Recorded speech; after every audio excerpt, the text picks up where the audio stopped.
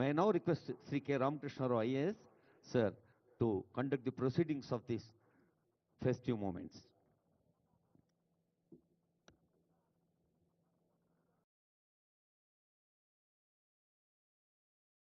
Andariki Namaskaram.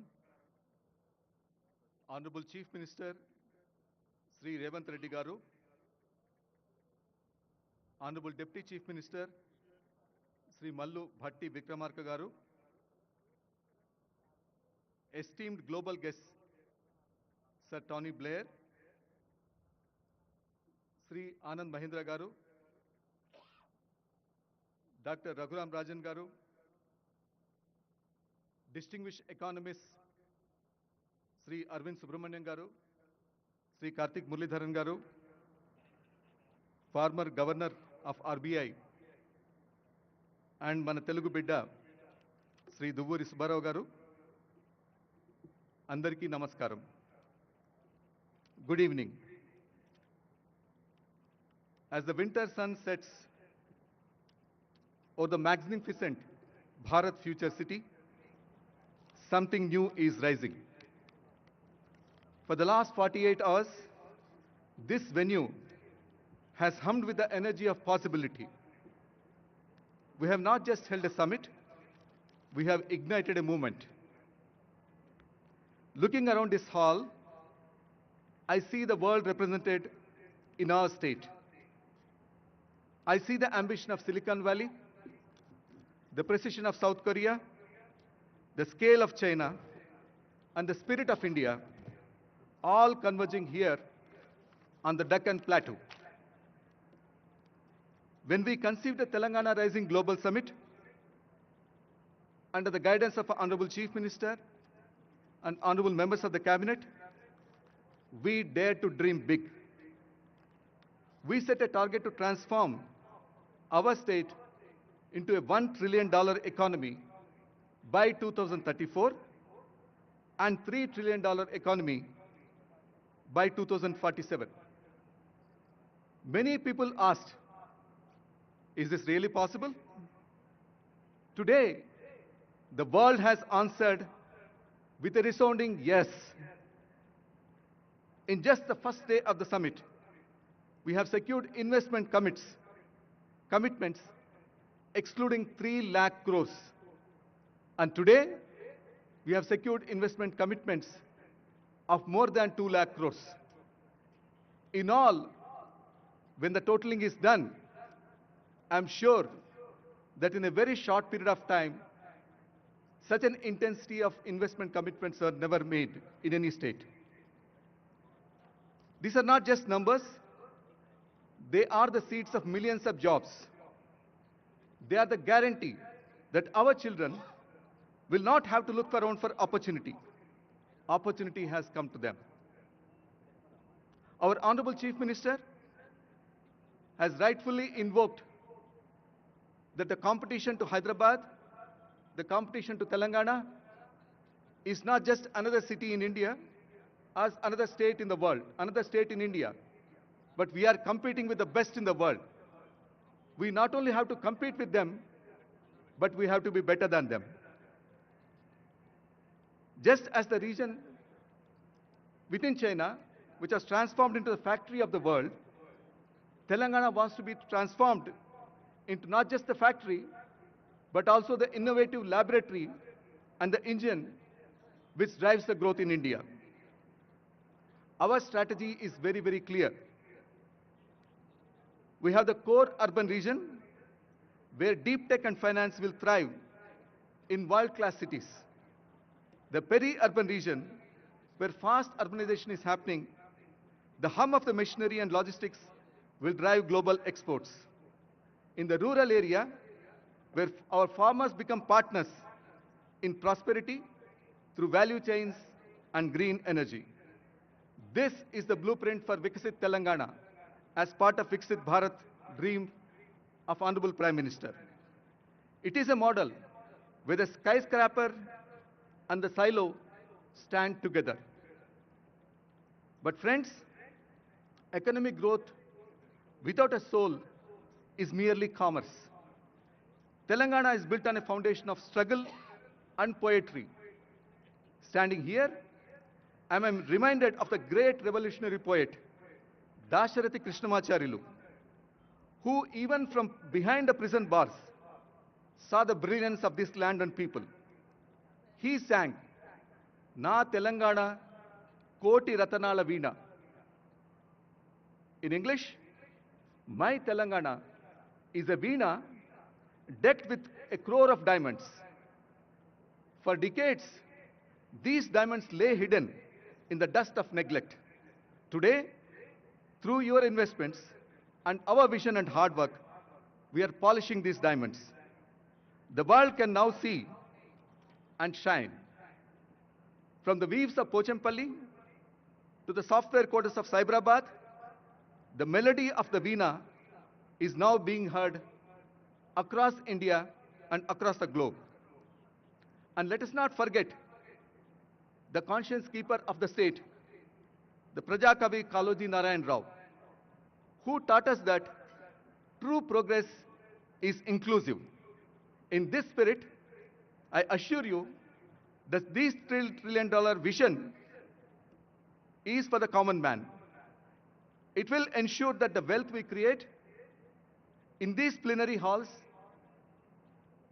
in this Bharat Future City, will also reach the last household of Telangana, of Adilabad, of Kottagudem Bhadradri, and also of Gadwal. As we close this summit, we open a new chapter. To our investors, you have placed your trust in us. We will honor it with speed, transparency, and partnership. To our youth, the Skill University, chaired by Sri Anand Mahindra ji, this is for you. Prepare yourself for the world. History tells us that in the words of Victor Hugo, no force on earth can stop an idea whose time has come. Telangana's time has come today. We are resilient. We are ambitious. As our Chief Minister declared to the world, Telangana's rise is unstoppable. Let us go forth from this place and build the future. Come, join the rise. Thank you. Jai Hind, Jai Telangana.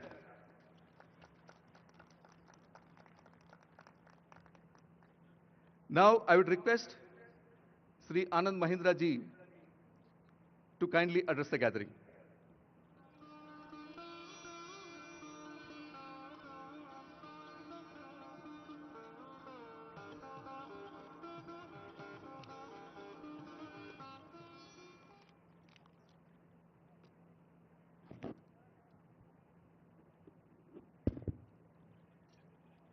Honorable Chief Minister, Honorable Deputy Chief Minister, dignitaries on the dais, ladies and gentlemen, Gaurava Sabaku Namaskaram.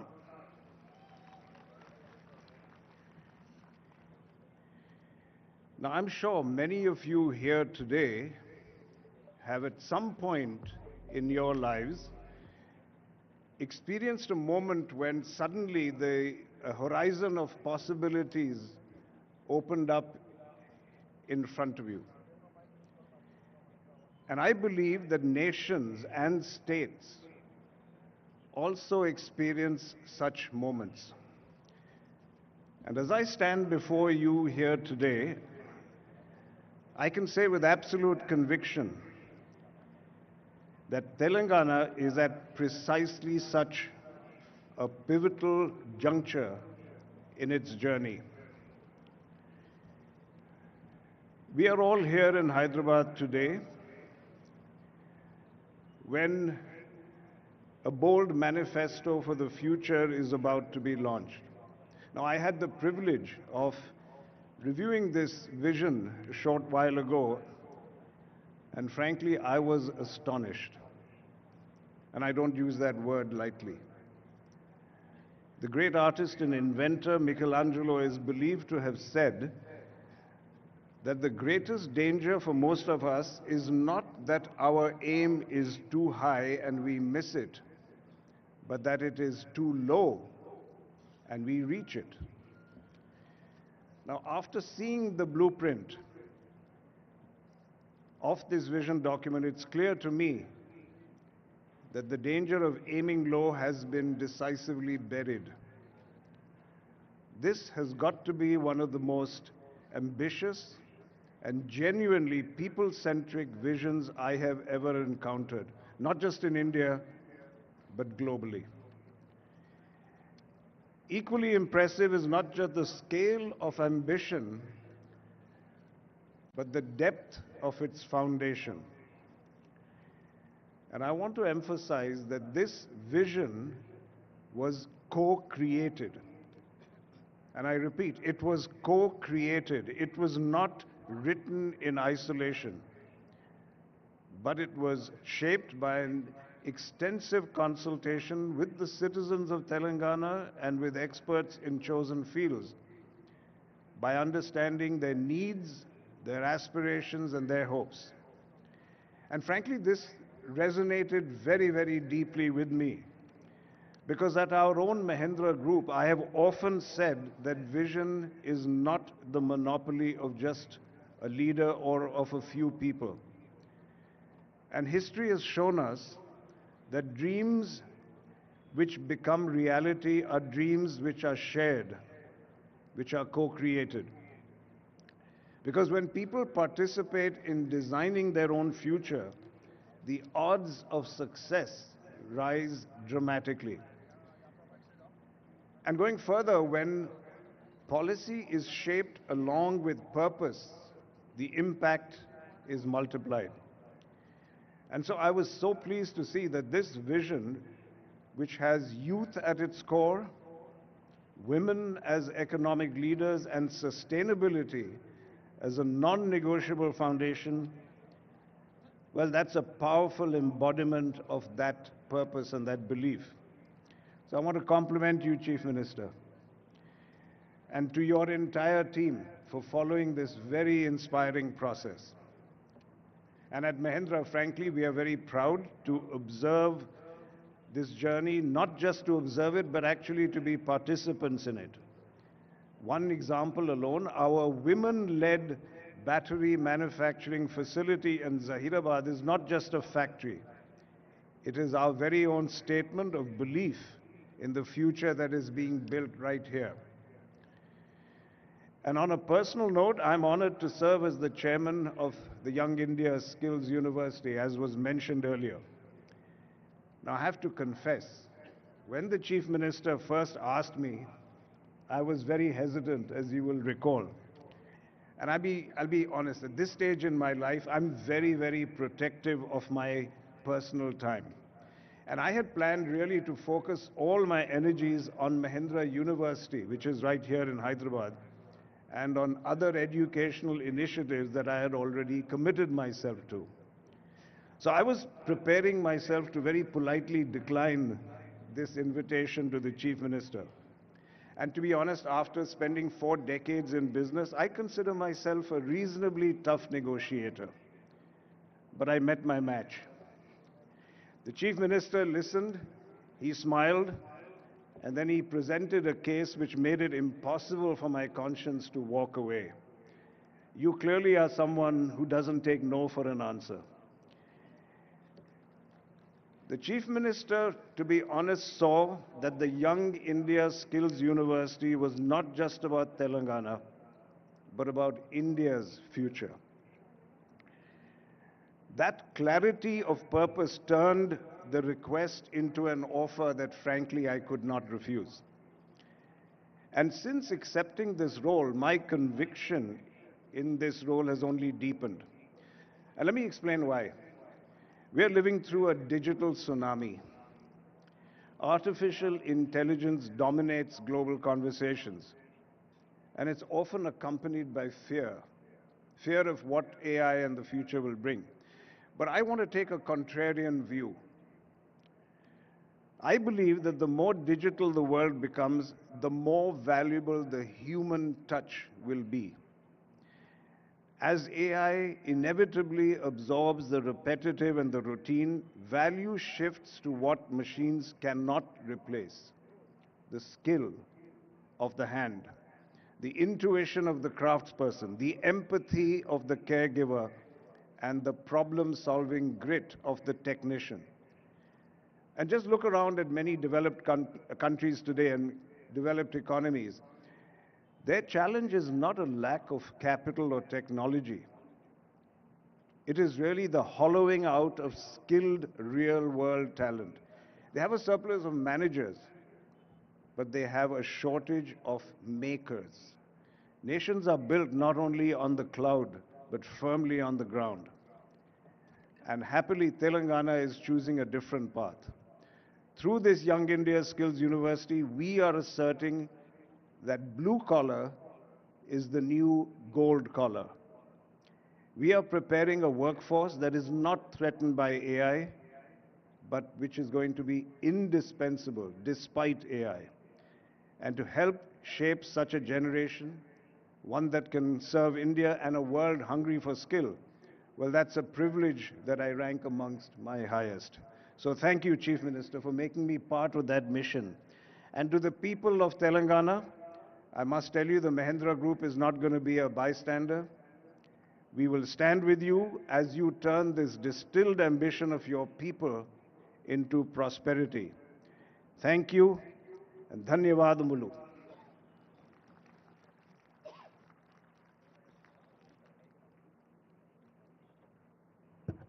Thank you, sir. Your services to the people of Telangana, as you have rightly observed, initially you were reluctant, but nevertheless, we have seen the Young India Skills University taking roots, shape, and it's blooming, and I'm sure that thousands of children will be benefited from the skills which they learn there. Now, there is a message by Sri Raghuram Rajan, former Governor of Reserve Bank of India, who is also part of the state's advisory council. Can you kindly play the message, please?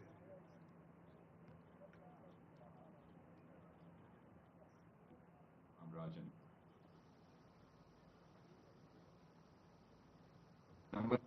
Namaskar.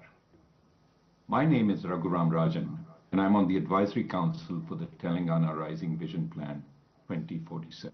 There's a problem with the video. Can you please check? Yeah.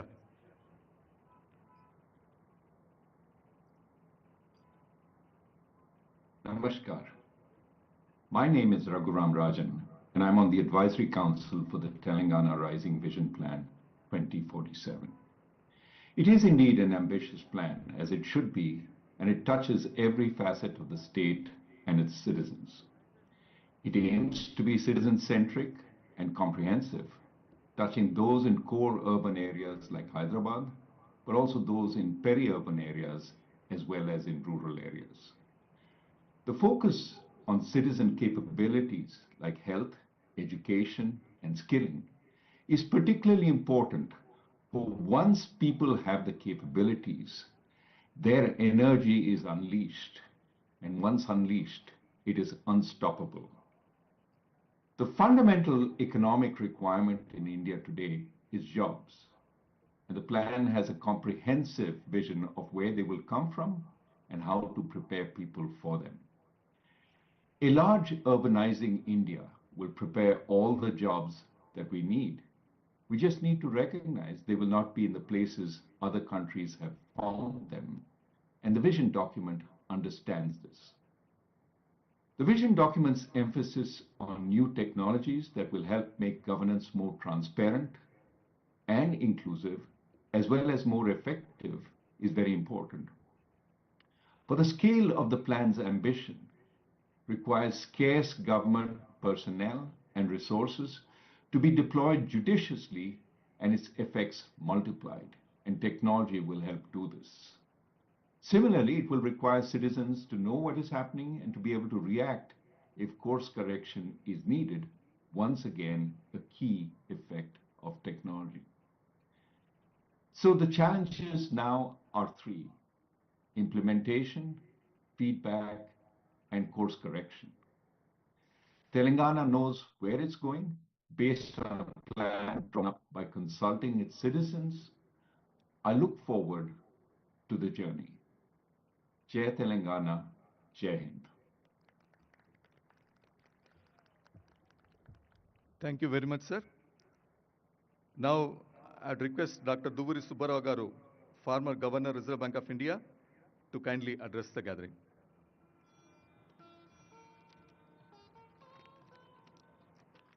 Chief Minister Sri Revanth Reddy, Deputy Chief Minister Kumar Garu, all the dignitaries on the stage, and all my friends. I'm delighted to be here, part of the Telangana Rising celebrations in this future Bharat city. It's an occasion to set goals for the next 2 decades and position Telangana as the #1 state in the country, a very lofty ideal. I'm privileged to have served in the combined state of Andhra Pradesh much before all these people rose to political stardom. I have very fond memories. I worked in parts of Telangana. I was Collector Khammam when our Deputy Chief Minister must have been in school, and then I was Finance Secretary of the combined state.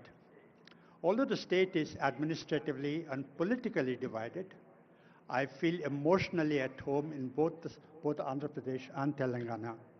And Hyderabad is my home now, Telangana is my state now, but I belong to the entire combined Andhra Pradesh.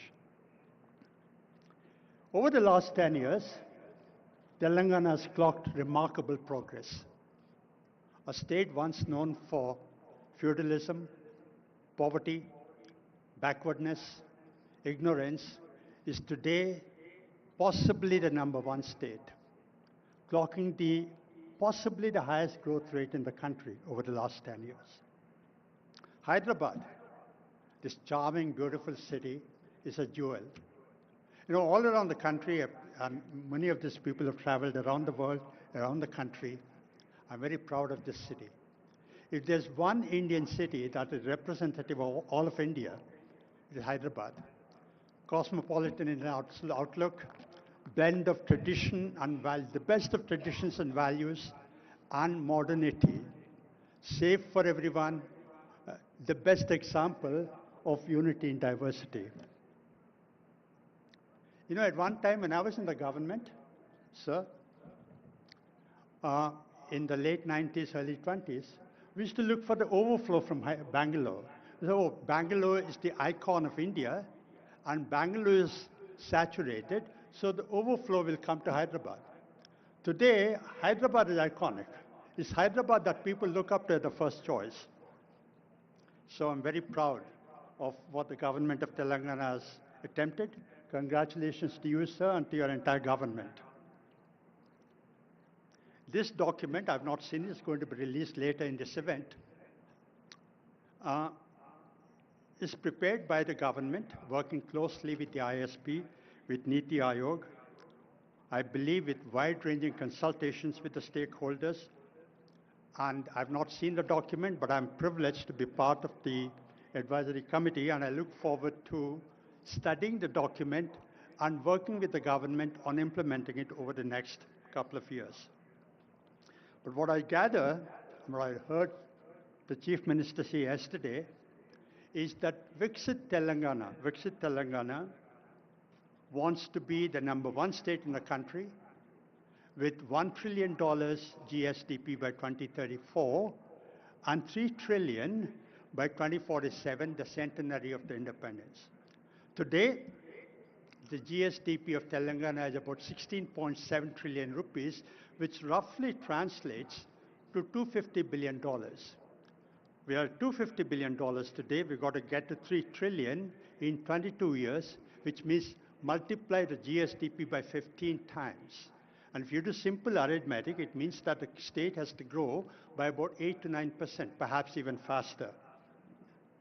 One trade of lead, that's a tough goal, a challenging goal, difficult, but not impossible. One trait of leadership is actually to set impossible goals, near impossible goals. So I want to congratulate the government for setting that goal. Yesterday, the Chief Minister mentioned that Telangana wants to replicate the Gyeongdong success. Gyeongdong is the best practice in accelerated growth rate. Not perfect, but probably the best practice. I'm sure Telangana will do even better. It's presumptuous on my part to lay out the agenda, because the agenda for getting 2047 Telangana is large, complex, and that's going to be in the document. It'll be presumptuous for me to second guess that at the moment. But I want to make a few points at this stage.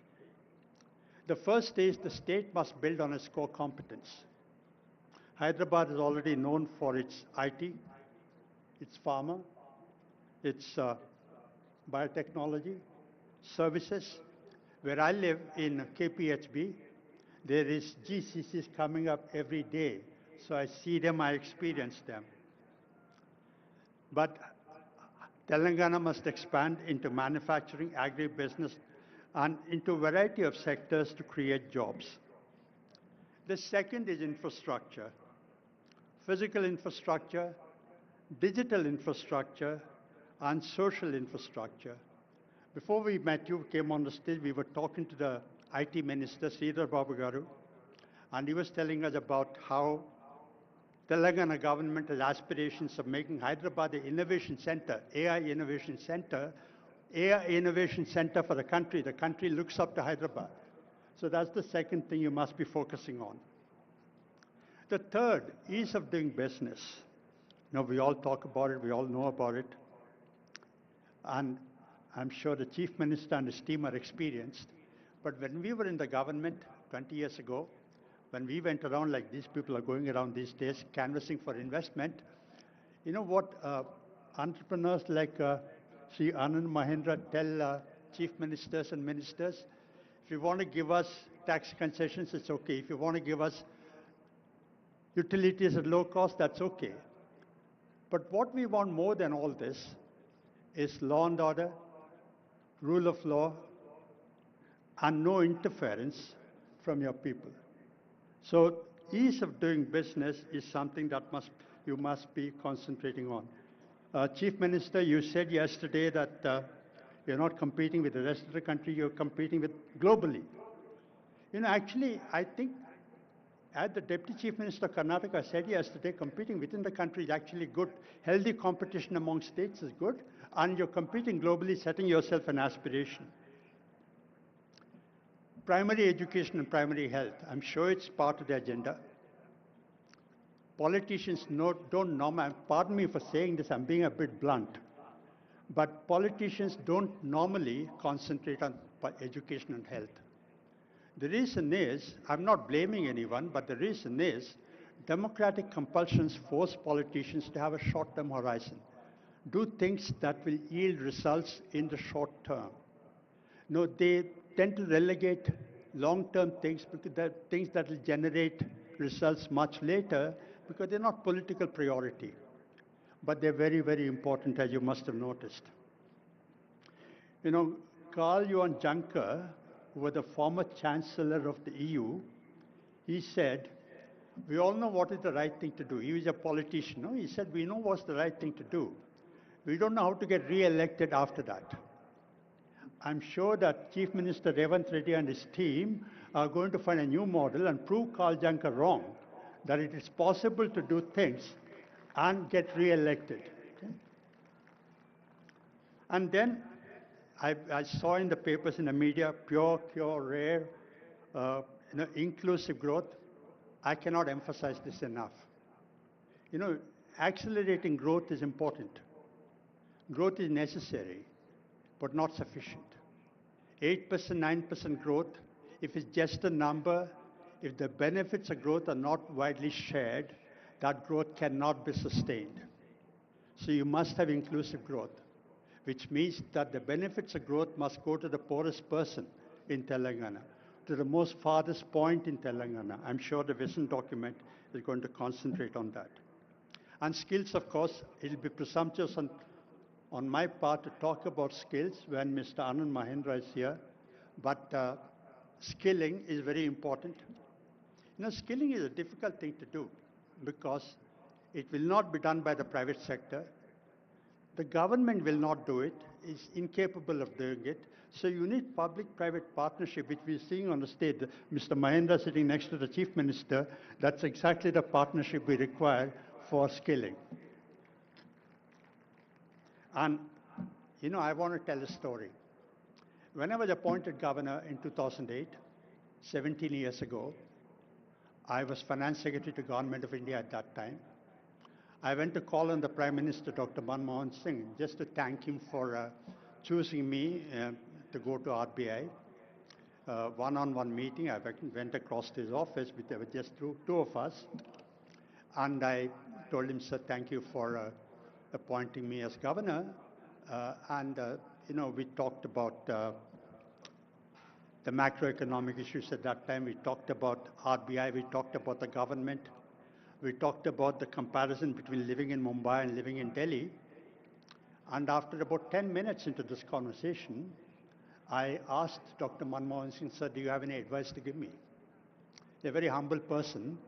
He said, what advice do I give you, Subbaro? You've been in the IAS, you've seen the country, you've worked in the districts, you've seen the state government, you've seen the central government. What advice do I give you? And after another couple of minutes, I took leave of him, and I was walking away, and you know, gracious man as he was, he walked around from his table and escorted me to the door. And at the doorstop, he put his hand on my shoulder. Subba, I thought I'll give you one advice. That one advice I want to give you is that no matter what you're doing, remember that whatever you're doing, there's people behind you. The RBI is a great institution. But in the RBI, there's a risk that you'll get lost in numbers, in interest rate, money supply, inflation, exchange rate, but you will forget that there are real people behind that. Now, I was in the process of shifting from Delhi to Mumbai. About 30 seconds after I left the PM's office, that advice went out of my head. But as I started working in the RBI, that the purport of the Prime Minister's advice struck me. Because the primary responsibility of the Reserve Bank is to maintain price stability, low and steady inflation. Inflation is a regressive tax. Growing up in a low middle class family, I saw my parents struggle to put all of us through, and all of you saw this. So what the Prime Minister was telling me really is that whatever you're doing, remember the last people, because inflation hurts poor people more than it hurts well-off people. This shirt, if it cost 2,000 rupees last month, and if I go to buy this today, it costs 2,200 rupees, I wouldn't even notice it. But poor people, if the bus ticket goes up from 22 to 24 rupees, if the price of rice goes from 40 to 44 rupees, they notice that. So one thing as we implement the Telangana Rising document is to remember the people of Telangana. The last thing, I've spoken for longer than my time, but Chief Minister, sir, you said yesterday and you said today that Telangana is unstoppable. I also want to say that Telangana is unbeatable, okay? And John F. Kennedy said that, you know, he gave a goal, moonshot goal, that we must get onto the moon, not because it is easy, but because it's difficult. So the Telangana Rising document, implementing that is not because it's easy, but it's going to be difficult. And 10 years from now, somewhere in the world, 10 years from now, sir, somewhere in the world, just like you said yesterday, Gyeongdong model, 10 years from now, somewhere in the world, somebody will say, we want to follow the Telangana model. So thank you very much.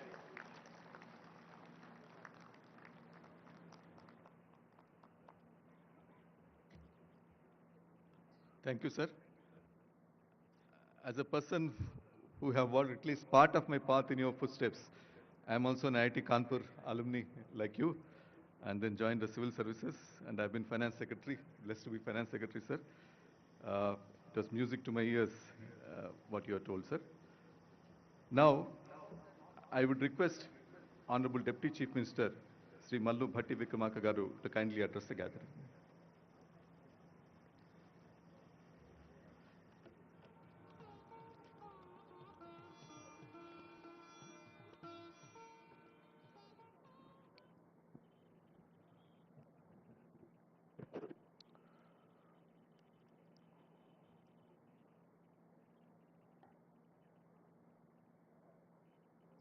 Shri Revanth Reddy garu, Hon'ble Chief Minister of Telangana, Sri Suman Berry garu, Vice Chairperson Niti Aayog, and all the Honorable Cabinet Ministers, legislators, chairmen, and advisors of the government, and Sri Ananda Mahendra garu, Sri Duvuri Subbarao garu, Dr. Raghuram Rajan garu, and Sri K. Ramakrishna Rao garu, Chief Secretary, Professor Karthik Muralidharan garu, and Sri Chiranjeevi garu, Megastar, Shantan Narayan garu, Chairman CEO Adobe, and all the participants of today's evening Telangana Rising 2047 Vision Document Release Function. Andarki Namaskaram. After a day and a half of the summit, I hope you saw the natural hospitality that Telangana is known for it. Hospitality is indeed our philosophy. Before I go further, I want to express heartfelt gratitude for the truly participative spirit in which the Telangana Rising 2047 vision was crafted. This was not the work of a few minds behind closed doors. It was a collective effort shaped by the wisdom and aspirations of a vast and diverse set of contributors. Honorable ministers brought clarity of purpose, civil servants brought insight from the ground, thought leaders and academics lent intellectual depth, and most importantly, lakhs of citizens across Telangana and the country, farmers, youth, entrepreneurs, and everyday workers shared their hopes and ideas for our future. I also want to place on record my gratitude to Dr. Suman Berry here as the VC of Niti Aayog, who ensured that this document was brought to final conclusion, along with the CEO, other officials from Niti Aayog, as well as the team from ISB. Thank you, Dean Madan Pillutla and your team that has worked tirelessly to refine the detailed vision laid out in this document. I also wanted to assure Subbarao garu the one or two words, two lines what he has expressed by saying growth has to be there, but it has to be inclusive growth. Of course, sir, this government's vision is, that's the main crux of our vision. Yes, definitely you will be seeing that in the document once after our Honorable Chief Minister releasing the document after the, after a few minutes. To all of you, thank you. This document belongs to all of us. I want to make one more important acknowledgement before I go further.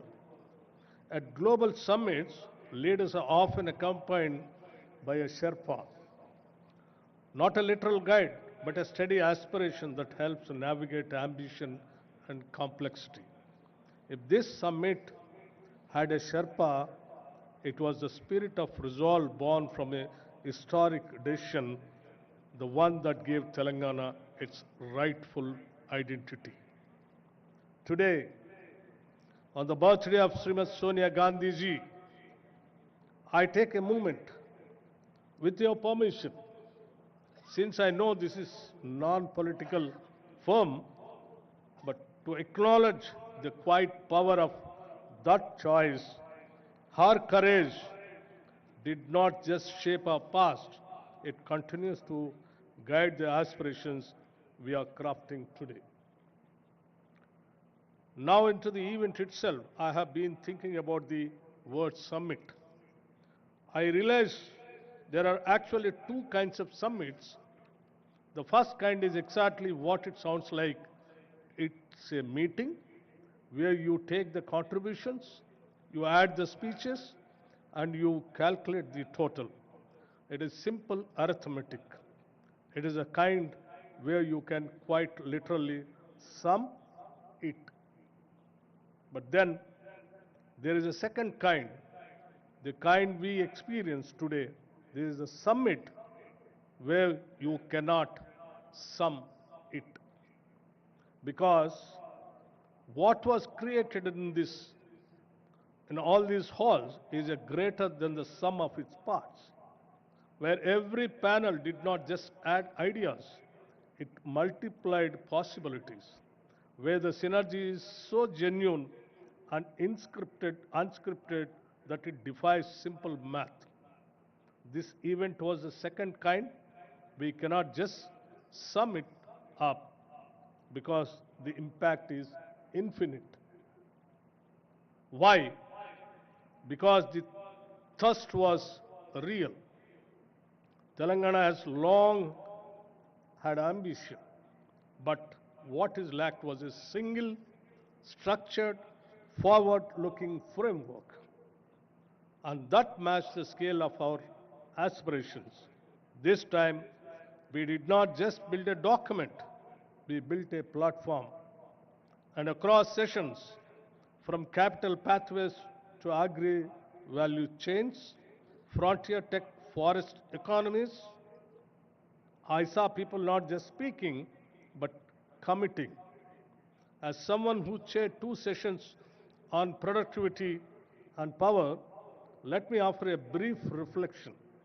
In the power session, I saw a state eager to move from being an energy consumer to an energy creator, with green hydrogen, distributed renewables, and smart grids lighting the path. In the productivity discussion, I saw consensus that India's next leap will not come from more effort alone, but from smarter systems, digital public infrastructure, empowered workers, and output-linked innovation. We came to a memorable conclusion: capital plus innovation is equal to productivity. These are not abstract themes. They are Telangana's real advantage. And none of this came from a single department or one expert panel. The vision document itself is a product of collective design. Months of field visits, public consultations, and inputs from those on the ground that includes experts seated on the dais and others present in this ground. Which is why I say again, this is not a static document, it will evolve. And we are committed to letting it evolve with new data, new partnerships, and new wisdom. We don't fear feedback, we welcome it. One more thought I must leave with you. For every young person in Telangana who attended these sessions, I hope you take your chance to build something so valuable that future generations walk on your path, quite literally. let me end by saying to our guests, thank you for your solidarity and your confidence. To my colleagues in government, thank you for showing what coordination can truly look like. And to every participant, a speaker, an organizer, thank you for ensuring that we who organize this summit, telling into more than the sum of its parts, in the document. And also, I just wanted to make it very clear. Our Chief Minister, Sri Revanth Reddy garu, and the entire cabinet is having only one goal, how to achieve the target what we kept, the 2047 $3 trillion economy, for which tirelessly the entire cabinet under the leadership of Sri Revanth Reddy garu is willing to work. And when we announced that, people thought it is impossible. But we wanted to make it very clear. Impossible things, we wanted to make it possible. That is what Telangana. We will do that. Telangana is having all kinds of natural resources, human resources, and talented technical human resources.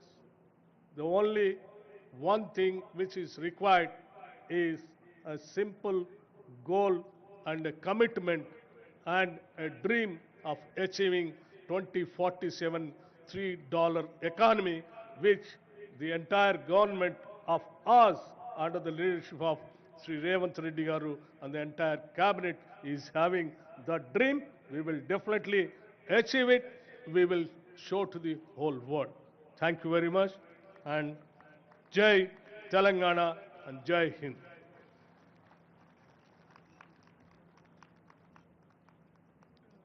Thank you, Honorable Deputy Chief Minister garu. Now I'd request my colleague Jayesh to kindly introduce two sons of soil who have gone and achieved and are now heading world's famous companies. Jayesh.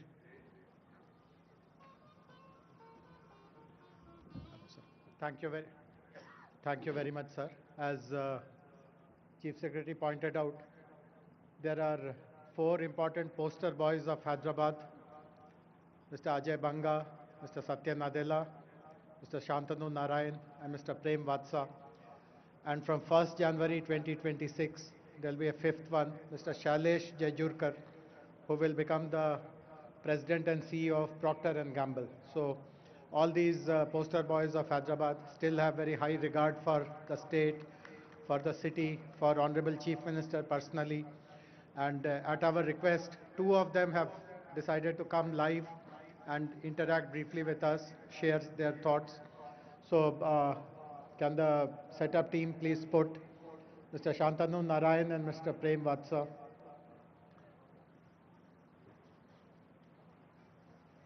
Hey, so hello Prem. Hello Prem. Hello Prem. Hello Shantanu. Can you hear both? Can you hear? Hello Shantanu. Hi Prem. Can you hear me? Is our audio good? Just give us a wave. Great. So thank you very much. Shantanu, I know that it is 4:30 a.m. for you. So thanks for making this effort. I do hope that you will, by what we tell you about our state, this will give you lots of energy. You will be able to manage your rest of the day. Thank you, Prem, for joining us. So Prem, we will start with you. You have seen the vision document, the executive summary of it. You today lead one of the biggest private investment firms, Fairfax. How optimistic are you about a state succeeding in all these promises? And what should companies like you do to support our vision further? Prem, a few words from you.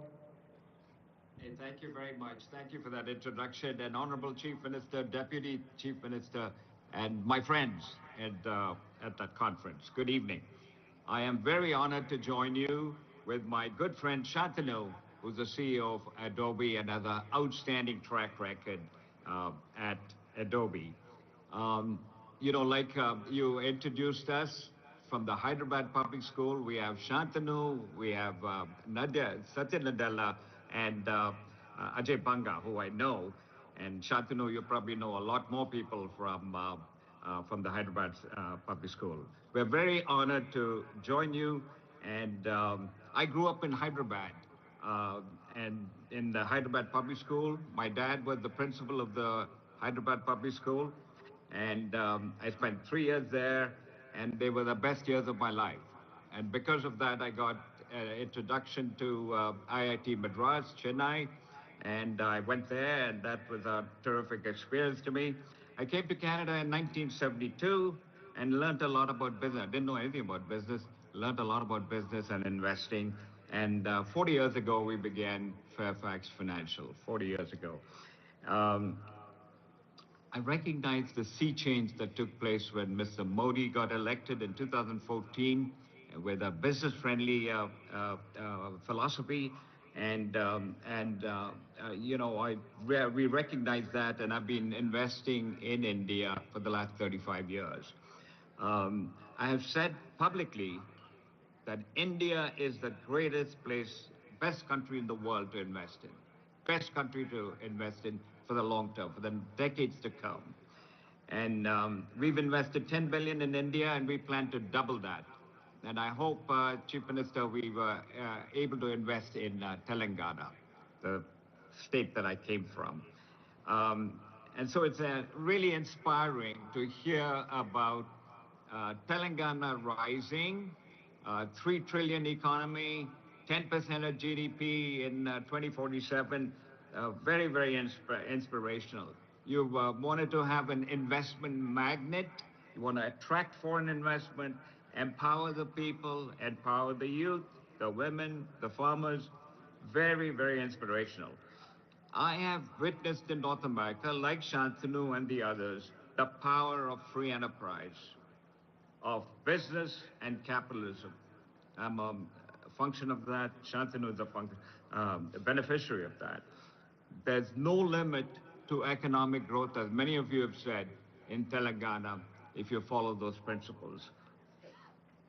Very simply, I was in Dubai for our 40th business anniversary of Fairfax Financial.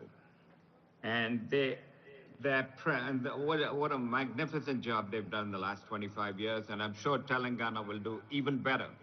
But the principle that they've had is what is good for the merchant is good for Dubai.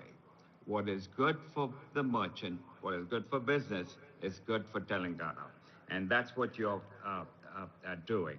So the next 22 years, 2047, I pray that Telangana, under your leadership, Honorable Chief Minister, will do exceptionally well, and will be an inspiration to everyone in India and also the world. So God bless you and the people of Telangana. Thank you very much for inviting me to speak. Thank you. Thank you. Thank you very much, Prem. That was very, very optimistic. Look forward to seeing you sometimes in Hyderabad. Over to you now, Shantanu. You also have a long, long association with Hyderabad. Incidentally, your parents still live here. So please share your thoughts. You are also a member of our advisory council constituted to help us draft the vision document and then in its implementation. So please tell us about your thoughts on this whole exercise of how we have created the vision and how do you see us succeeding it perfectly in this. Thank you, Jayesh, and namaskaram.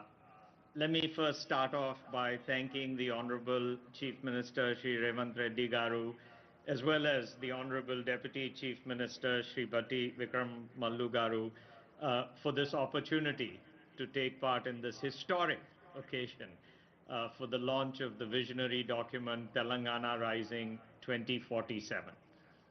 I think the vision aligns very seamlessly with Prime Minister Modi's ambitious goal of Viksit Bharat by 2047, which is a future where India emerges as a global leader in innovation, sustainability, and development. As India's youngest state, Telangana has already proved itself as a trailblazer in governance, in technology, and as numerous folks have mentioned, inclusive growth. I love this aspiration to become a 3 trillion economy by 2047 and contributing 10% to India's GDP. It's not just a bold vision, but I think it's a very achievable vision. And I think the vision will be powered by the people of Telangana, whose aspirations for better education, healthcare, clean environments, and opportunities have shaped this roadmap. I also think that this emphasis on empowering youth, women, and farmers is a testament to the state's commitment to inclusive development. As chair of Adobe, I'm proud to represent a company that shares this commitment to innovation and empowerment. We are trying to change the world through digital experiences at Adobe, and over a third of Adobe's global research and development is happening in India. So we know that Indians today are creating the innovation that is going to democratize creativity and individuals to thrive in this digital economy. I'm particularly proud of the visions document that's focusing on foundational enablers, tech and innovation, efficient financing, good governance. For example, I think Telangana's efforts to harness the transformative power of technology and establish the Telangana Artificial Intelligence Innovation Hub is a bold step towards positioning the state among the top AI globes globally.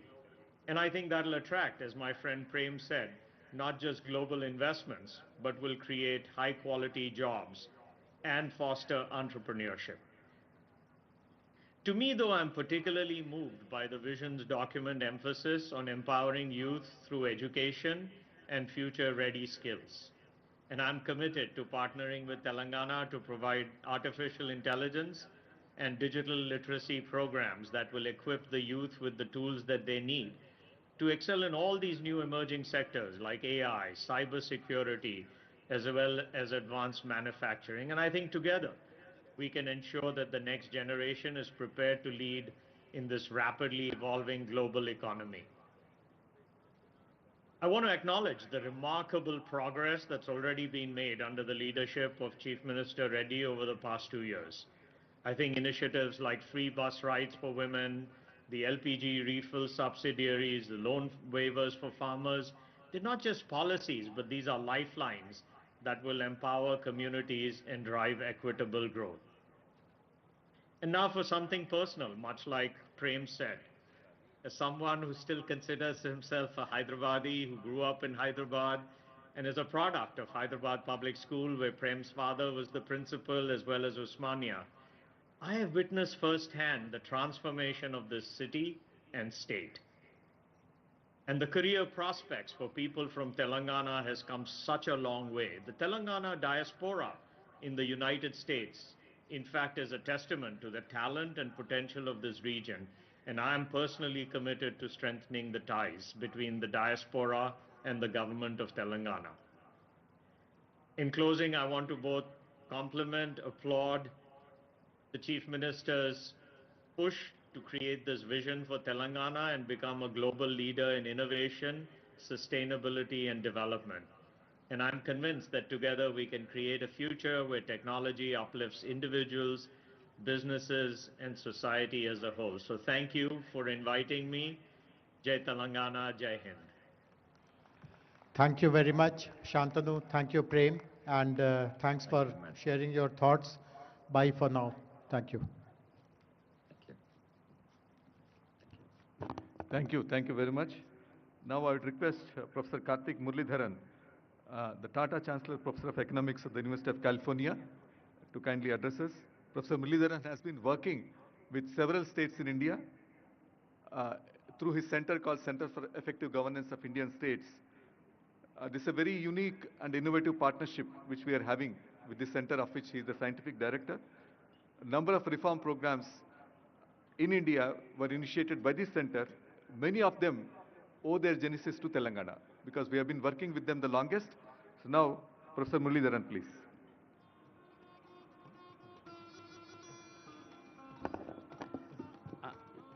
Gaurava Sabhaku Namaskaramu.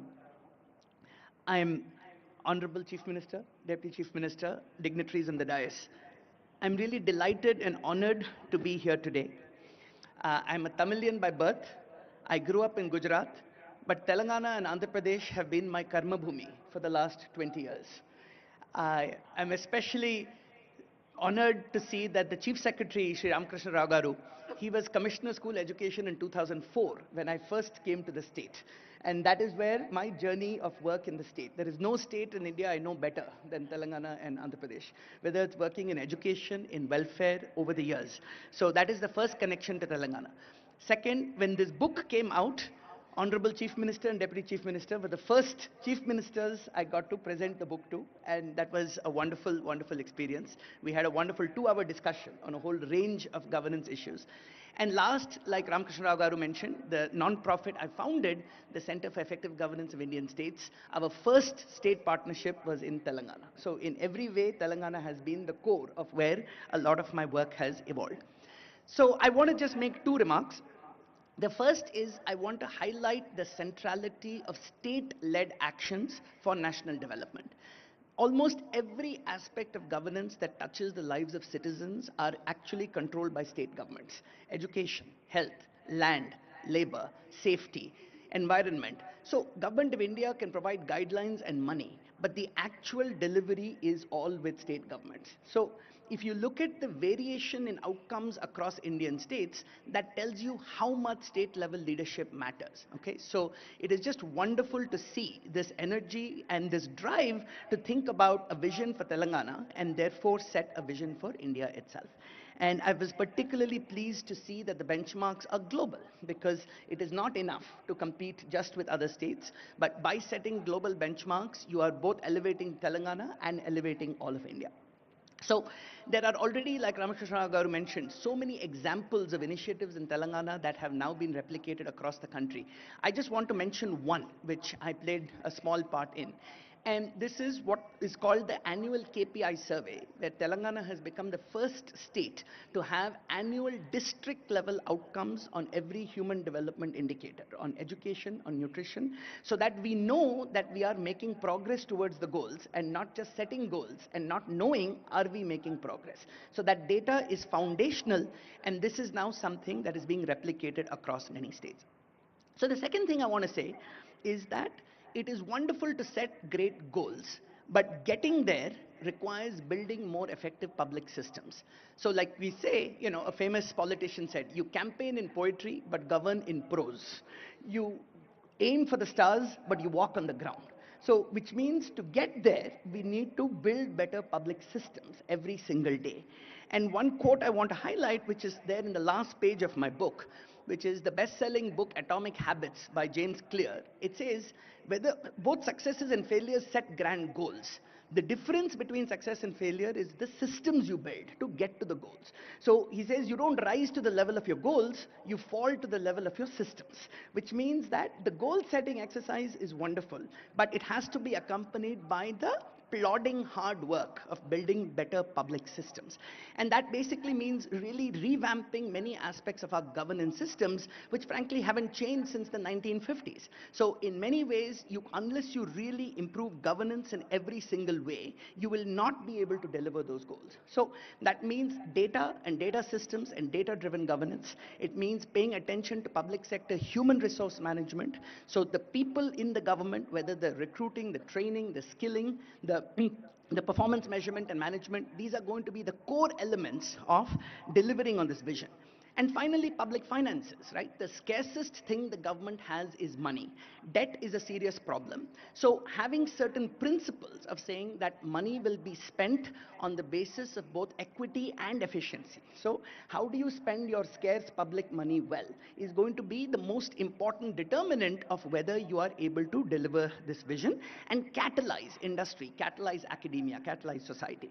So these are all areas that me and my team at CGIS are committed to supporting the state of Telangana on, and we are just grateful to have the opportunity to be part of this journey. So Jai Telangana, Jai Hind.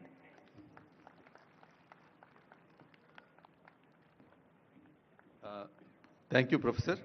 The book is a very looks like a big tome, but then it's a very easy read because a lot of examples from the states are also there. So I request that, all of you who are interested, you can kindly go through it. Now I'd request Professor Arvind Subramaniam, former Chief Economic Advisor to Government of India, to kindly address us.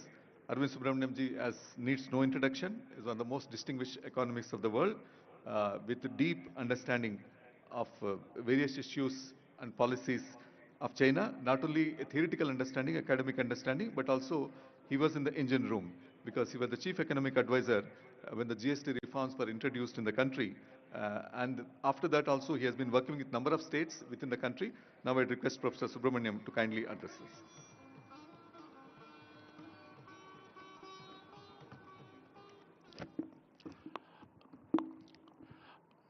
Honorable Chief Minister, Honorable Deputy Chief Minister, dignitaries on the dais,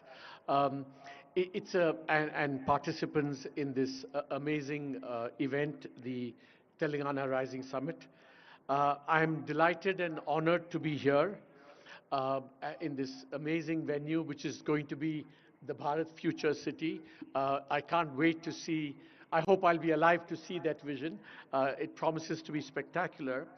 I'm also honored to be part of the CM's Council and hope to help assist in the transformation of the Telangana economy. As Karthik said, it's clear that India's future resides more and more in the states because it's the states that control the levers that are going to determine the fate of India's 1.4 billion citizens. So I've just written a book with Devesh Kapoor, and I want to highlight one striking statistic that we found in that book. We all say, why can't India be as dynamic and grow as rapidly as China? But it turns out that 1/3 of India has grown as fast as China and for as long. Just think about that. So we don't have to look elsewhere. We just have to look within. And one of those states happens to be Telangana.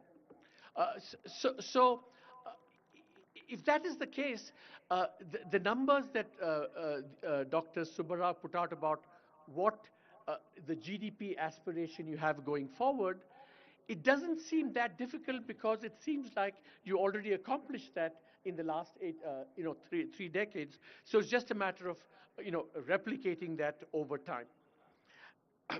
Now, Telangana, of course, is on the not just the Indian map, but the global map as the cradle of, India's IT revolution. But that's the past. I think when you look at the Telangana vision document, under the leadership of the Honorable Chief Minister, it is embarking on the next structural transformation. How do you go from this very dynamic IT-based economy to something that both harnesses the power of the new technologies without neglecting the daily lives of all the citizens in the state? So it's this combination of technology, which is people-centered, human-centered, improving human livelihoods. I think that's at the core of this vision document, which I would commend to everyone going forward. I have, I think, said very often that the most important dynamic in India that's going to propel India going forward is competitive federalism, competition between the states, and especially if every state is competing, as the Honorable Chief Minister has said, not just with other Indian states, but internationally as well, this competition dynamic is going to be very, very important. So Telangana is going to be not just a magnet that attracts investment, it's also going to be a model for everyone else, other states, to kind of emulate. So competitive federalism with Telangana in the lead is one desirable dynamic. But I think the other dynamic that is going to be very important in India is not just competitive federalism, but competitive sub-federalism. that not just states competing with each other, but cities competing with each other. And in this regard, I think Hyderabad is turning out to be another model and a magnet. For example, NCR, with all its air quality problems, is forcing exit to other parts of the world. Bengaluru, the IT capital, with its congestion and urban challenges, is again forcing investors to look away, and that's the sense in which Hyderabad can be a magnet and a model going forward. So Telangana and Hyderabad can be the cradles of competitive federalism and competitive sub-federalisms. Having said all this, I also want to be a little bit more realistic and offer some gentle advice. I think investor summits are like elections in a democracy. Heady, wonderful, everyone engaged, etc., etc. But we know in a country like India and in democracies like India, all the accountability, the hard work, and the implementation is done between elections, is done between investor summits. So while it's very impressive that you have 5 lakh crores in commitments already, the proof of the pudding is going to be 5 years from now, how much of those 5 lakh crores actually translated into real investment. So that's the metric by which we must judge Telangana's performance going forward.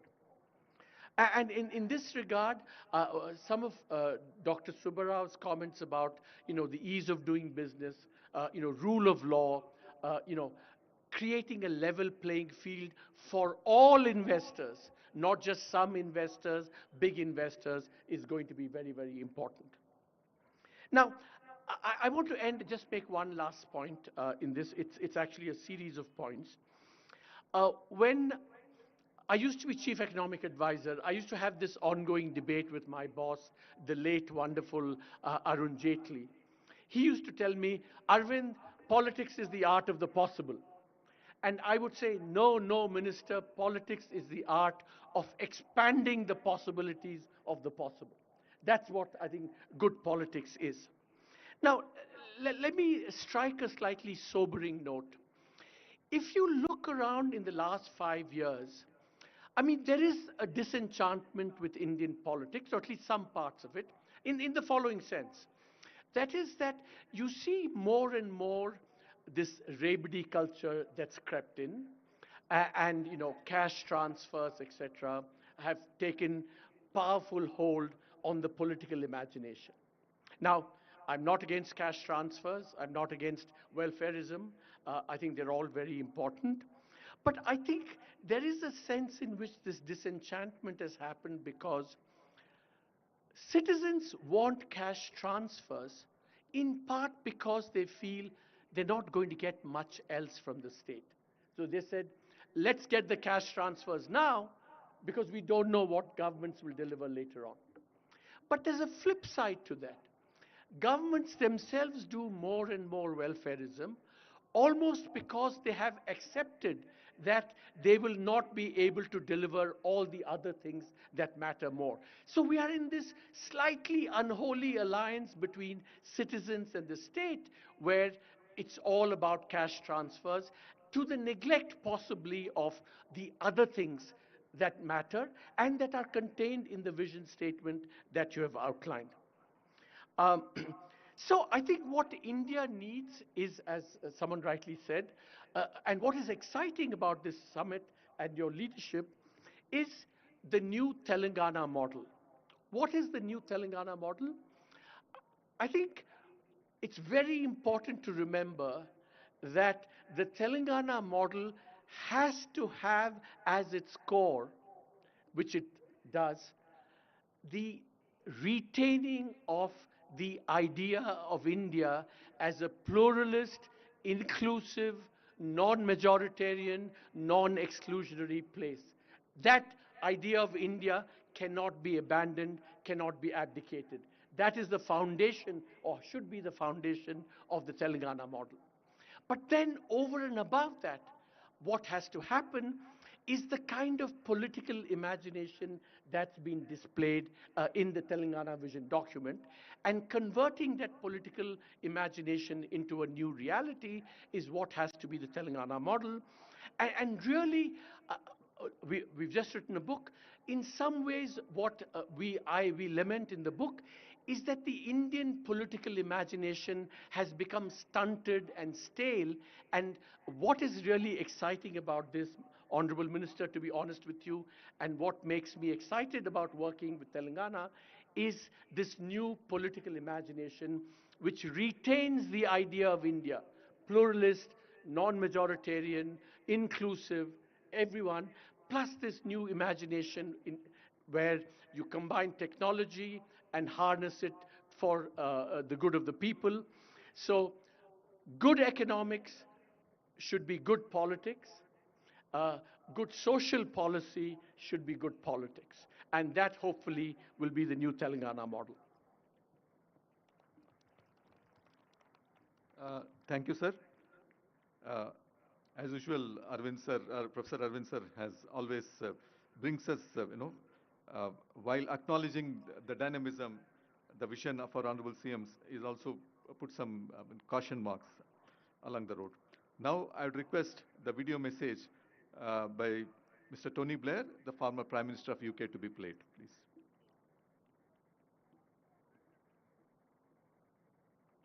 Ladies and gentlemen, Honored Chief Minister, distinguished leaders, and to the people of Telangana, it's a real privilege to join you today as you celebrate 10 remarkable years since the formation of Telangana, a decade that has transformed not only this state, but the story of modern India itself.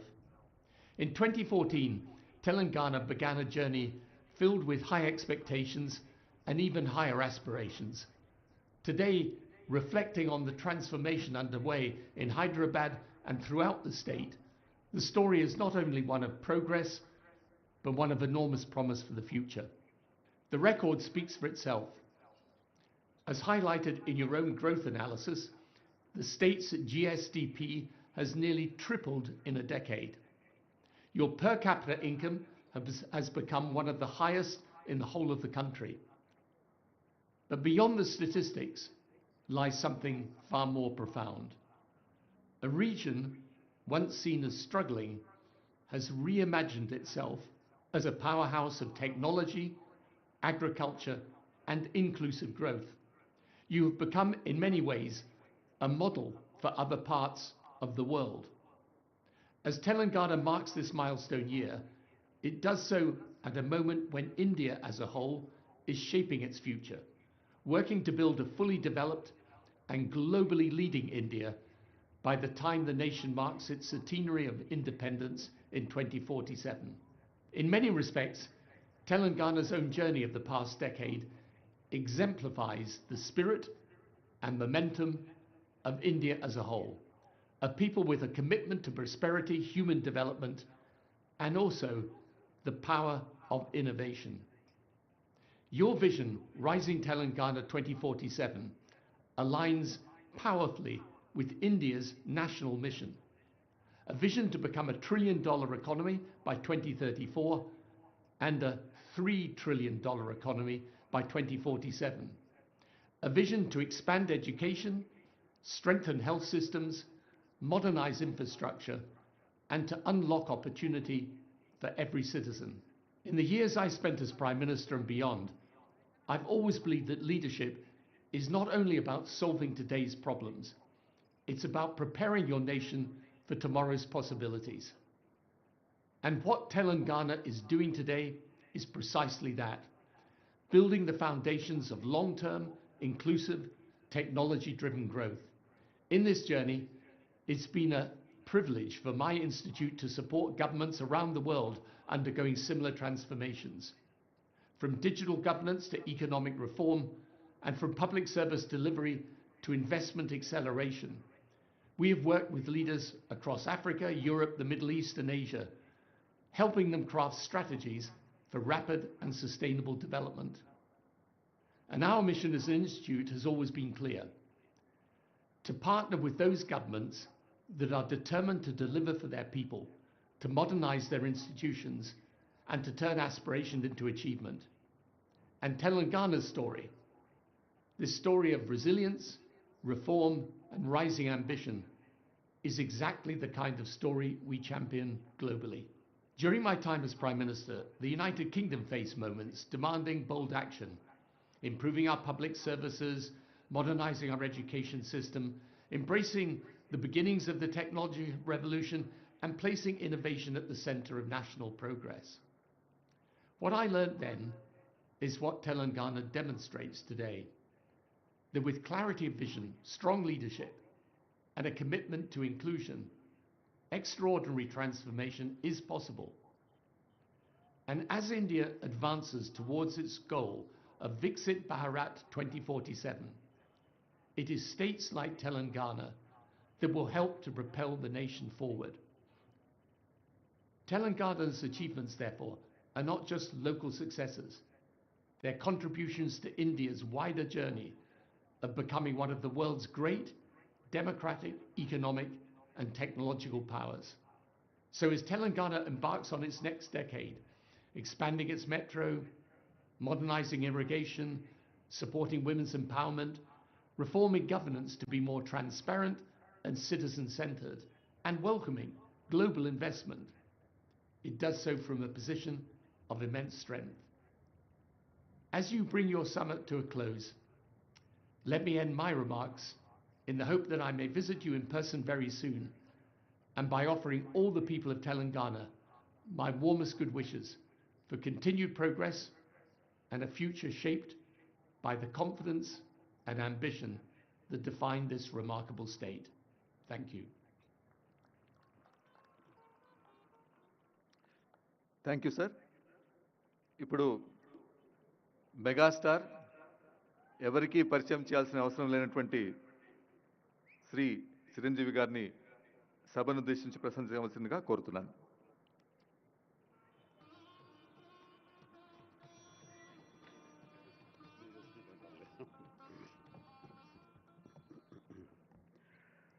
గౌరవ ముఖ్యమంత్రి శ్రీ రేవంత్ రెడ్డి గారికి, గౌరవ ఉప ముఖ్యమంత్రి మిత్రులు, ఆత్మీయులు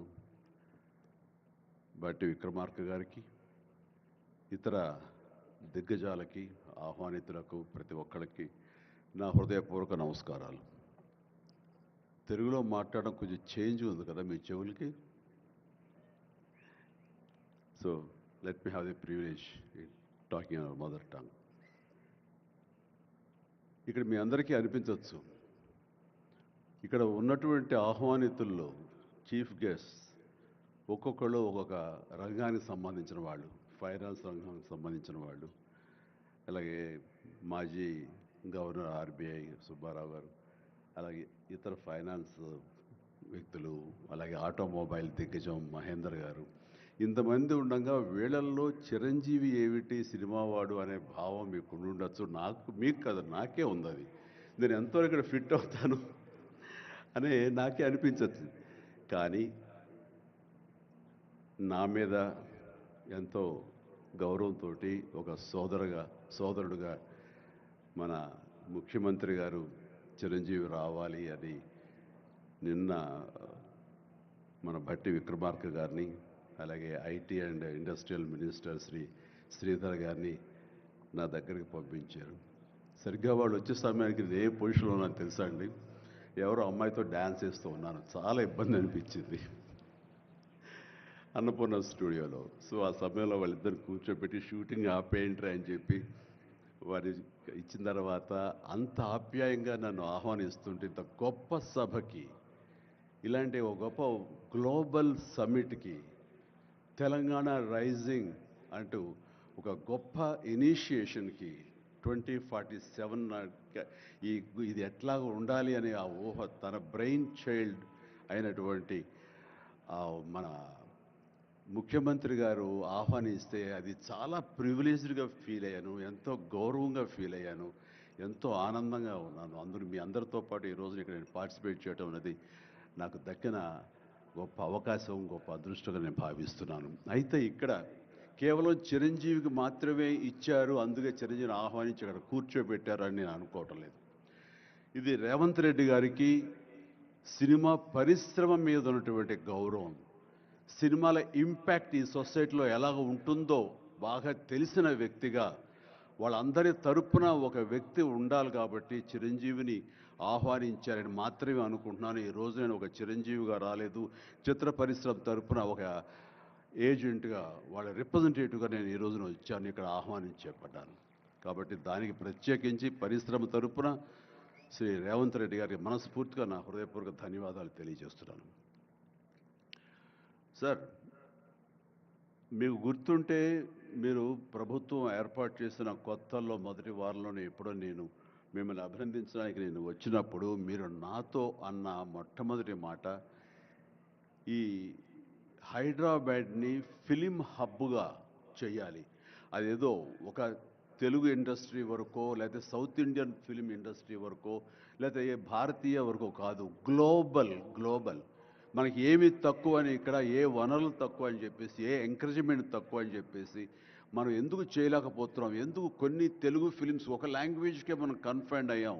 కాబట్టి నా ఉద్దేశంలో ఇది గ్లోబల్గా అన్ని రకాల ఇండస్ట్రీస్ ఇతర లాంగ్వేజ్ నుంచి సినిమా వాళ్ళు ఇక్కడ రావాలి, ఇక్కడ షూటింగ్ చేసుకోవాలి, అది నా ధ్యేయం అని అన్నప్పుడు చాలా ధైర్యంగా మాట్లాడుతున్నారు. చాలా అది నిజం కుదురుతుందా? ఎక్కడి నుంచో ఇతర దేశాల నుంచి వచ్చి ఇక్కడ షూటింగ్ చేయటం అన్నది, నేను మినిస్టర్గా, నేను టూరిజం మినిస్టర్గా ఉన్నప్పుడు ఫిలిం టూరిజంగా ఇక్కడ ఎంతోమంది ఆహ్వానించడానికి ఎంతో శ్రమ పడ్డాం, ఎంతో కష్టించాం. కానీ ఇక్కడ ఉన్నటువంటి అట్మాస్ఫియర్ కానీ ఎంకరేజ్మెంట్ కానీ ఆయా గవర్నమెంట్లు అంత లేకుండా ఉండటంతో అది అంత పూర్తిగా సఫలీకృతం కాలేకపోయాం. ఆ ఉద్దేశంతో నేను ఎంతో కొంచెం స్కెప్టికల్గానే ఉన్నాను. ఎంతవరకు కుదురుతుంది, ఈయన డ్రీమ్ సక్సెస్ చేయగలరా అని అనుకుంటూ, మీరు ఏమైనా చేయండి, మీ గైడెన్స్ ఇవ్వండి, మీరు ఏం చెప్తే దాన్ని ఫాలో అవడానికి మేమందరం రెడీగా ఉన్నామని ఒక మాట ఇచ్చి మాత్రం అన్నాను. కానీ విత్ ఇన్ నో టైం ఇంత పెద్ద ఎత్తున ఈయన అన్ని రకాల సెక్టార్స్ వాళ్ళని ఇన్వైట్ చేసి గ్లోబల్గా అందరినీ వెల్కమ్ చేసి ఈ రోజున అందులో ఒక పార్ట్గా సినిమాలను కూడా ఆయన వెల్కమ్ చేస్తున్నారంటే కనుక అది హ్యాట్స్ ఆఫ్. అది ఆయన ఒక్కరి వల్లే అయ్యింది. అన్నది అన్నట్టుగా కాకుండా అన్నది సాధ్యం చేసేలాగా ప్రాక్టికల్గా ఈ రోజున మనందరం చూస్తున్నాము. ఇది చాలు, డెఫినెట్గా ఆయన అనుకున్నది సాధిస్తారనే ప్రగాఢమైన నమ్మకం నాకు ఏర్పడింది. ఎందుకంటే ఆయన అన్నది హైదరాబాద్ అనేది సెంట్రల్ లొకేటెడ్ మన కంట్రీలో. ఏ ఇతర ఇంపార్టెంట్ సిటీస్కి వెళ్ళాలని సరే 1 అవర్ డిస్టెన్స్లోనే ఉంది. మేబీ ఢిల్లీ ఇంకొక 1 అవర్ పడుతుందేమో తప్ప. అండ్ ఇక్కడ లేని లొకేషన్స్ ఎక్కడ లేవు, ఎక్కడ లేకుండా పోలేదు. మనకు మంచు కొండలు ఉన్నాయి, థార్ డెజర్ట్స్ ఉన్నాయి, అడవులు ఉన్నాయి, వర్షాలు పడేవి ఉన్నాయి, లాంగెస్ట్ బీచ్లు మనకు ఉన్నాయి. ఏమి తక్కువ, ఏ లొకేషన్స్ తక్కువ, ఏ వనరులు తక్కువ. ఇక్కడ పని చేయడానికి వాళ్ళకి స్కిల్ డెవలప్మెంట్ చేయగలిగితే కనుక పని చేయడానికి ఎంతోమంది ముందుకు వచ్చి సినిమా పరిశ్రమ ద్వారా ఉపయోగపడి వాళ్ళ కుటుంబాలకు వాళ్ళు ఉపయోగించుకుంటారు. ఇది ఆ పొటెన్షియల్ పూర్తిగా ట్యాప్ చేయలేదు అన్న మాట వాస్తవం. వారు అది నేను అంగీకరిస్తూ మా సలహాల కోసంగా ఆయన కొన్ని సెమినార్లు ఫ్యూచర్లో నడిపిస్తామన్నారు. ఇప్పుడు కూడా అలాంటి చిన్న సెమినార్లు మా పెద్దల మధ్య, సినిమా పెద్దల మధ్య జరిగింది. అయితే ఇది జరిగేలాగా విత్ ఇన్ షార్ట్ టైం మేము అందరూ కూడా ముందుకు వస్తాము. ఇక్కడ ప్రపంచానికే ఇది అద్భుతమైనటువంటి సినిమా హబ్గా హైదరాబాద్ని చేయటంలో మేమందరం ముందుంటాము. అండ్ ఈ రోజున చూస్తే కనుక బాలీవుడ్ నుంచి సల్మాన్ ఖాన్ ఇన్స్పిరేషన్గా నేను కానీ, నాగార్జున కానీ, వెంకటేష్ కానీ, ఇతర హీరోలు కానీ, ఇతర ప్రొడ్యూసర్స్, నిర్మాతలు ఎంతోమంది ఈ రోజున ఇక్కడ ఉన్నారు ఈ సభ్యుకుల్లో. వాళ్ళందరూ కూడా ముందుకు వచ్చి చేయాలన్న ఒక కుతూహలం కానివ్వండి, అది పూర్తిగా ఛార్జ్ అయి ఉన్నారంటే ఎలాంటి అతిశయోక్తి లేదు. అండ్ ఈ రోజున ప్రపంచపరంగా చూస్తే సినిమా ప్రభావం ఎంత ఉంటుంది, ఈ సాఫ్ట్ పవర్ ఎంత ఉంటుందన్నది నేషనల్ వైడ్గా కూడా కేంద్ర ప్రభుత్వం కూడా వేవ్స్ అనేది ఒకటి ప్రారంభించి అందులో మమ్మల్ని అందరూ కూడా పార్ట్ చేశారు. అంటే ఎకనామికల్గా అది ఎంత పవర్ ఇస్తుంది, మన కంట్రీ జీడిపికి ఎంత కంట్రిబ్యూట్ చేస్తుందో అనడానికి బాగా వాళ్ళందరికీ తెలిసిన వాళ్ళు కాబట్టి సినిమా మీద అంత దృష్టి పెట్టారు. సినిమాని కేవలం పేరు తీసుకురావడమే కాకుండా ఎంతో కంట్రిబ్యూట్ చేస్తుంది, ఎంతోమందికి ఎంప్లాయ్మెంట్ జనరేట్ చేస్తుంది, ఎంతోమందికి ఉపాధి కల్పిస్తుంది. అంటే ఉదాహరణకి కొరియా తీసుకుంటే కనుక కొరియాలో బిగినింగ్ ఇనీషియల్గా వాళ్ళందరూ యూత్ అనేవాళ్ళు నైట్ ఈవినింగ్ అయ్యేసరికి చాలా పక్కదారులు పడుతున్నారు, కొన్ని వ్యసనాలకి లోనవుతున్నారు. ఆ రకంగా యూత్ నిర్వీర్యమైపోతుంది. ఏం చేయాలంటాం వాళ్ళందరూ కలిపి వీళ్ళని ఎంటర్టైన్మెంట్ వైపు కనుక మనం డైవర్ట్ చేయగలిగితే, be it is music, be it is singing or films, ఇంకోటి ఇవన్నీ ఎంటర్టైన్మెంట్గా చేయగలిగితే కనుక వాళ్ళు ఆక్యుపై అయి ఉంటారు. తద్వారా వాళ్ళు ప్రోగ్రామ్స్ ఇవ్వగలుగుతుంటారు. వాళ్ళందరూ నిష్ణాతులయ్యి వాళ్ళ ఫ్యామిలీకి వాళ్ళు బాసటగా ఉంటారు. తద్వారా వాళ్ళ నుంచి జనరేట్ అయ్యి ఎంతో కొంత వాళ్ళు క్రైమ్ వైపు వెళ్లకుండా ఉంటారు. ఆ రకంగా క్రైమ్ రేట్ తగ్గించుకోవచ్చు అనే భావంతో కొరియన్ గవర్నమెంట్ స్టార్ట్ చేసింది. కానీ ఈ రోజున ప్రపంచపరంగా Korea K pop, K drama, K music అంటూ కొరియన్ను వాళ్ళ ఎకానమీ, వాళ్ళ జీడిపికి ఎంతో కొంత కంట్రిబ్యూట్ చేస్తుంది. ఎన్నో బిలియన్స్ ఆఫ్ డాలర్స్ కంట్రిబ్యూట్ చేస్తుంది ఈ యొక్క సాఫ్ట్ పవర్ మ్యూజిక్ అన్నది.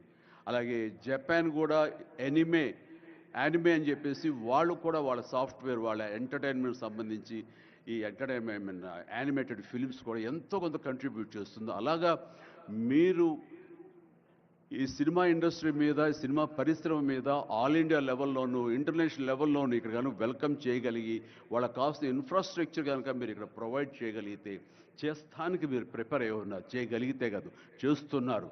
దానికి మా నుంచి పార్టిసిపేషన్ కావాలి.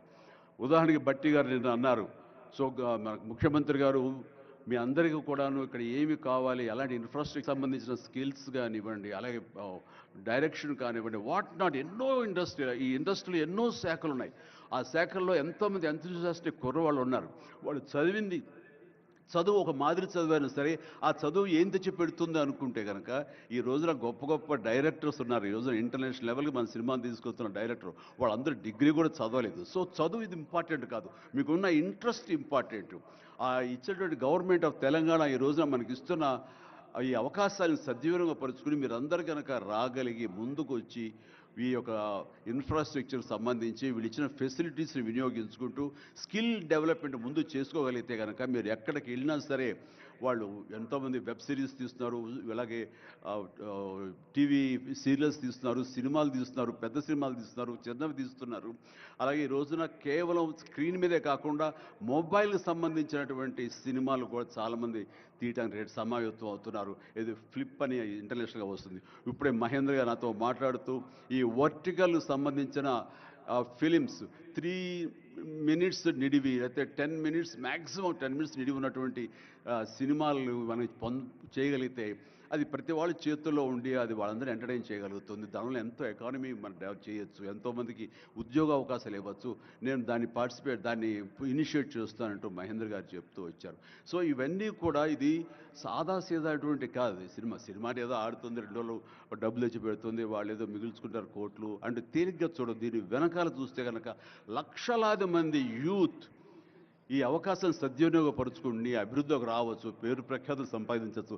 తద్వారా ఇన్ రిటర్న్ మీరు కూడా ఈ కంట్రీకి, మన తెలంగాణకి మీరు ఎంతో కొంత ఎకనామికల్గా మన గ్రోత్ అవడానికి ఆర్థికంగా కూడా మీ సపోర్టు లభిస్తుంది. It's mutually reciprocal. కాబట్టి ఈ రోజున ఇక్కడ స్టూడియోకి స్థలాలు ఇస్తామంటున్నారు. స్కిల్ డెవలప్మెంట్కి కావాల్సిన క్లాసెస్ కావాల్సిన ఫ్యాకల్టీస్ కనుక అధ్యాపకులు మనం తెచ్చుకుంటే వాళ్ళ ద్వారా ఎంతోమంది ట్రైనింగ్ ఇచ్చిన వాళ్ళం అవుతాము. ఇది సద్వినియోగపరచుకోండి. దీని మీద మన ఇండస్ట్రీలో పెద్దలు కూడా సీరియస్గా ఆలోచించండి. దీని మీద నేనైతే సీరియస్గా తీసుకున్నాను, వారితో అదే అన్నాను. మీరు ఒక సెమినార్ లాంటిదో లేకపోతే చిన్న క్లోజ్డ్గా మీరందరూ నాకు ఇన్వైట్ చేయగలిగితే కనుక ఇలాంటివి ఏమైనా సదస్సులు మాకు చిన్న ఎత్తులో సినిమాకు సంబంధించి మీరు చేయగలిగితే కనుక మేమందరూ దీన్ని మరింత ముందుకు తీసుకువెళ్ళి మీ కళ ఏదైతే ఉందో, మీ బ్రెయిన్ చైల్డ్ ఏదైతే ఉందో దాన్ని ముందుకు తీసుకెళ్ళి ప్రపంచం మొత్తం ఎంటర్టైన్మెంట్ రంగానికి సంబంధించి ఈ తెలంగాణ వైపు, ఈ హైదరాబాద్ వైపు మనం చూసేలాగా చేయగలుగుతాం, చేస్తామన్న ధైర్యం నాకు ఉంది. భరోసా ఇస్తున్నాను. నా వంతు కృషి నేను చేస్తాను. నా ఈ అవకాశం ఇచ్చేందుకు ధన్యవాదాలు మా ముఖ్యమంత్రి గారికి, అలాగే ప్రతి ఒక్కరికి నా హృదయపూర్వక ధన్యవాదాలు మరొకసారి తెలియజేస్తున్నాను, ముగిస్తున్నాను. జై తెలంగాణ, జై హింద్. ధన్యవాదాలు సార్. మీరు మా చెవులకు పట్టిన తుప్పును వదిలించారు తెలుగులో మాట్లాడి. ఇప్పుడు శ్రీ సుమన్ బెర్రీ గారు, Shri vice chairman NITI Aayog. I request sir to kindly address the gathering. Niti Aayog has helped us In drafting this document, their team has guided us, sir. So now I request you to kindly address us, sir.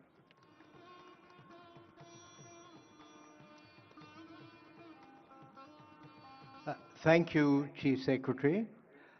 Honorable Chief Minister, Deputy Chief Minister. Um, First, it's not easy to follow perhaps the most charismatic actor in India, but I'll do my best.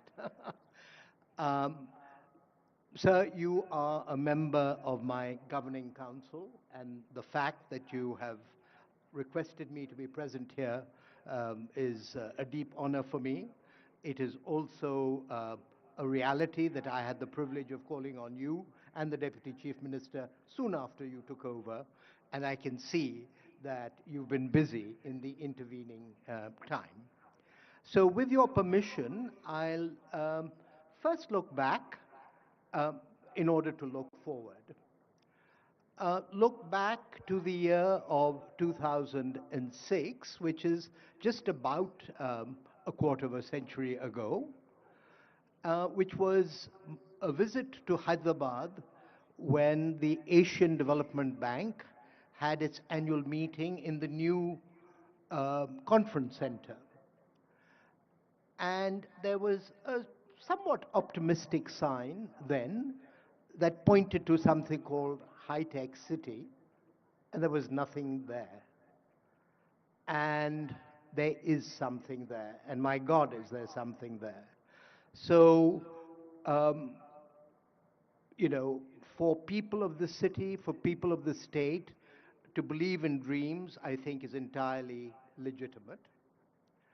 But it is also, 2006, there was another annual meeting that took place, the annual meeting of the World Bank and IMF in Singapore, where indeed Raghuram Rajan, who've addressed us this evening, had just recently joined as the chief economist of the IMF.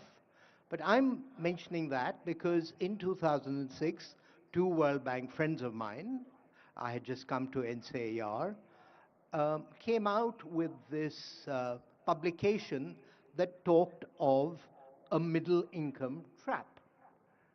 Now, there's a lot of controversy about whether there is such a thing as a middle income trap or not, but one of those authors is now the chief economist of the World Bank, and he's come out with a World Development Report on the middle income trap. And why is that relevant to Telangana today?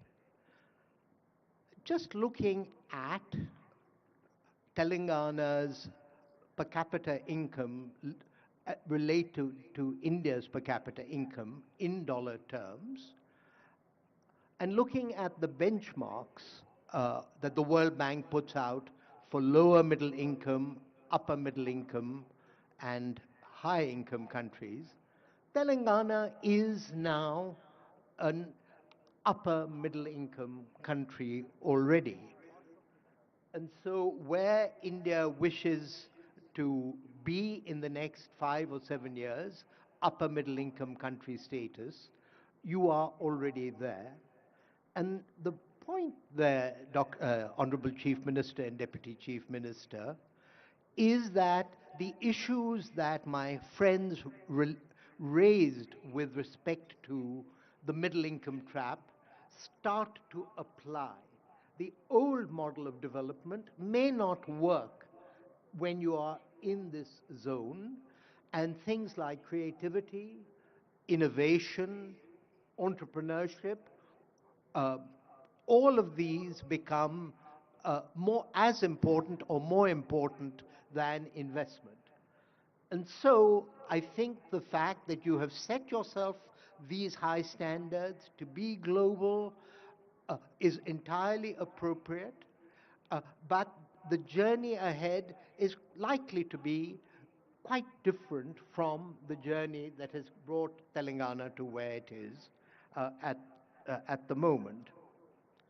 I also had 4 years of being the chief economist of Royal Dutch Shell, located in Europe, and that made me appreciate India's federal reality, which is that each state is very distinctive.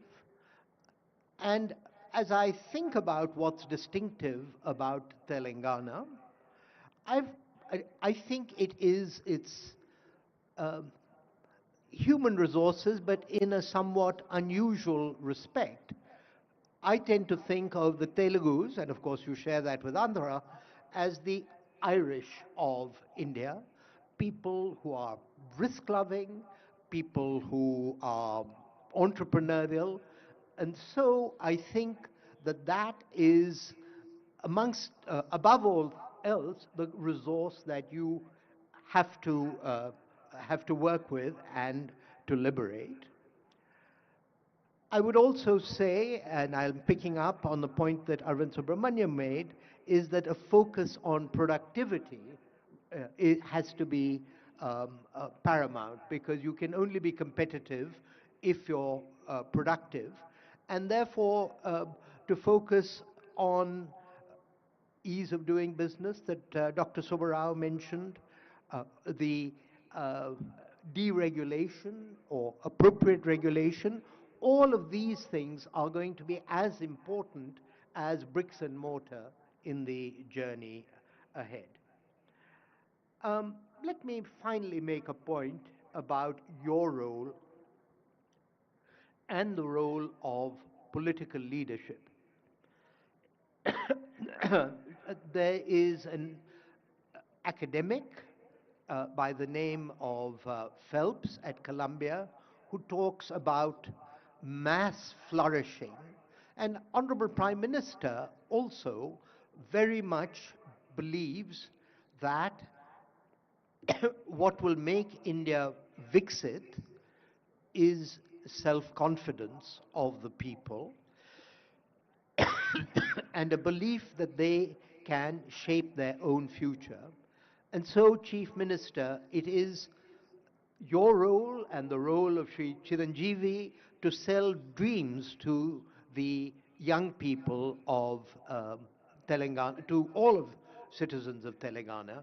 So Niti has helped you articulate a vision, but for this vision to become a part of the software of the minds of citizens of Telangana, that's a job for you and the Deputy Chief Minister, and I wish you luck, and Niti is there to work with you as you wish. Thank you. Thank you sir. ఇప్పుడు అందరూ వేచి చూస్తున్నటువంటి సమయం ఆసన్నమైంది. గౌరవనీయులు రాష్ట్ర ముఖ్యమంత్రి వర్యులు శ్రీ రేవంత్ రెడ్డి గారిని సభను ఉద్దేశించి ప్రసంగించవలసిందిగా కోరుతున్నాను.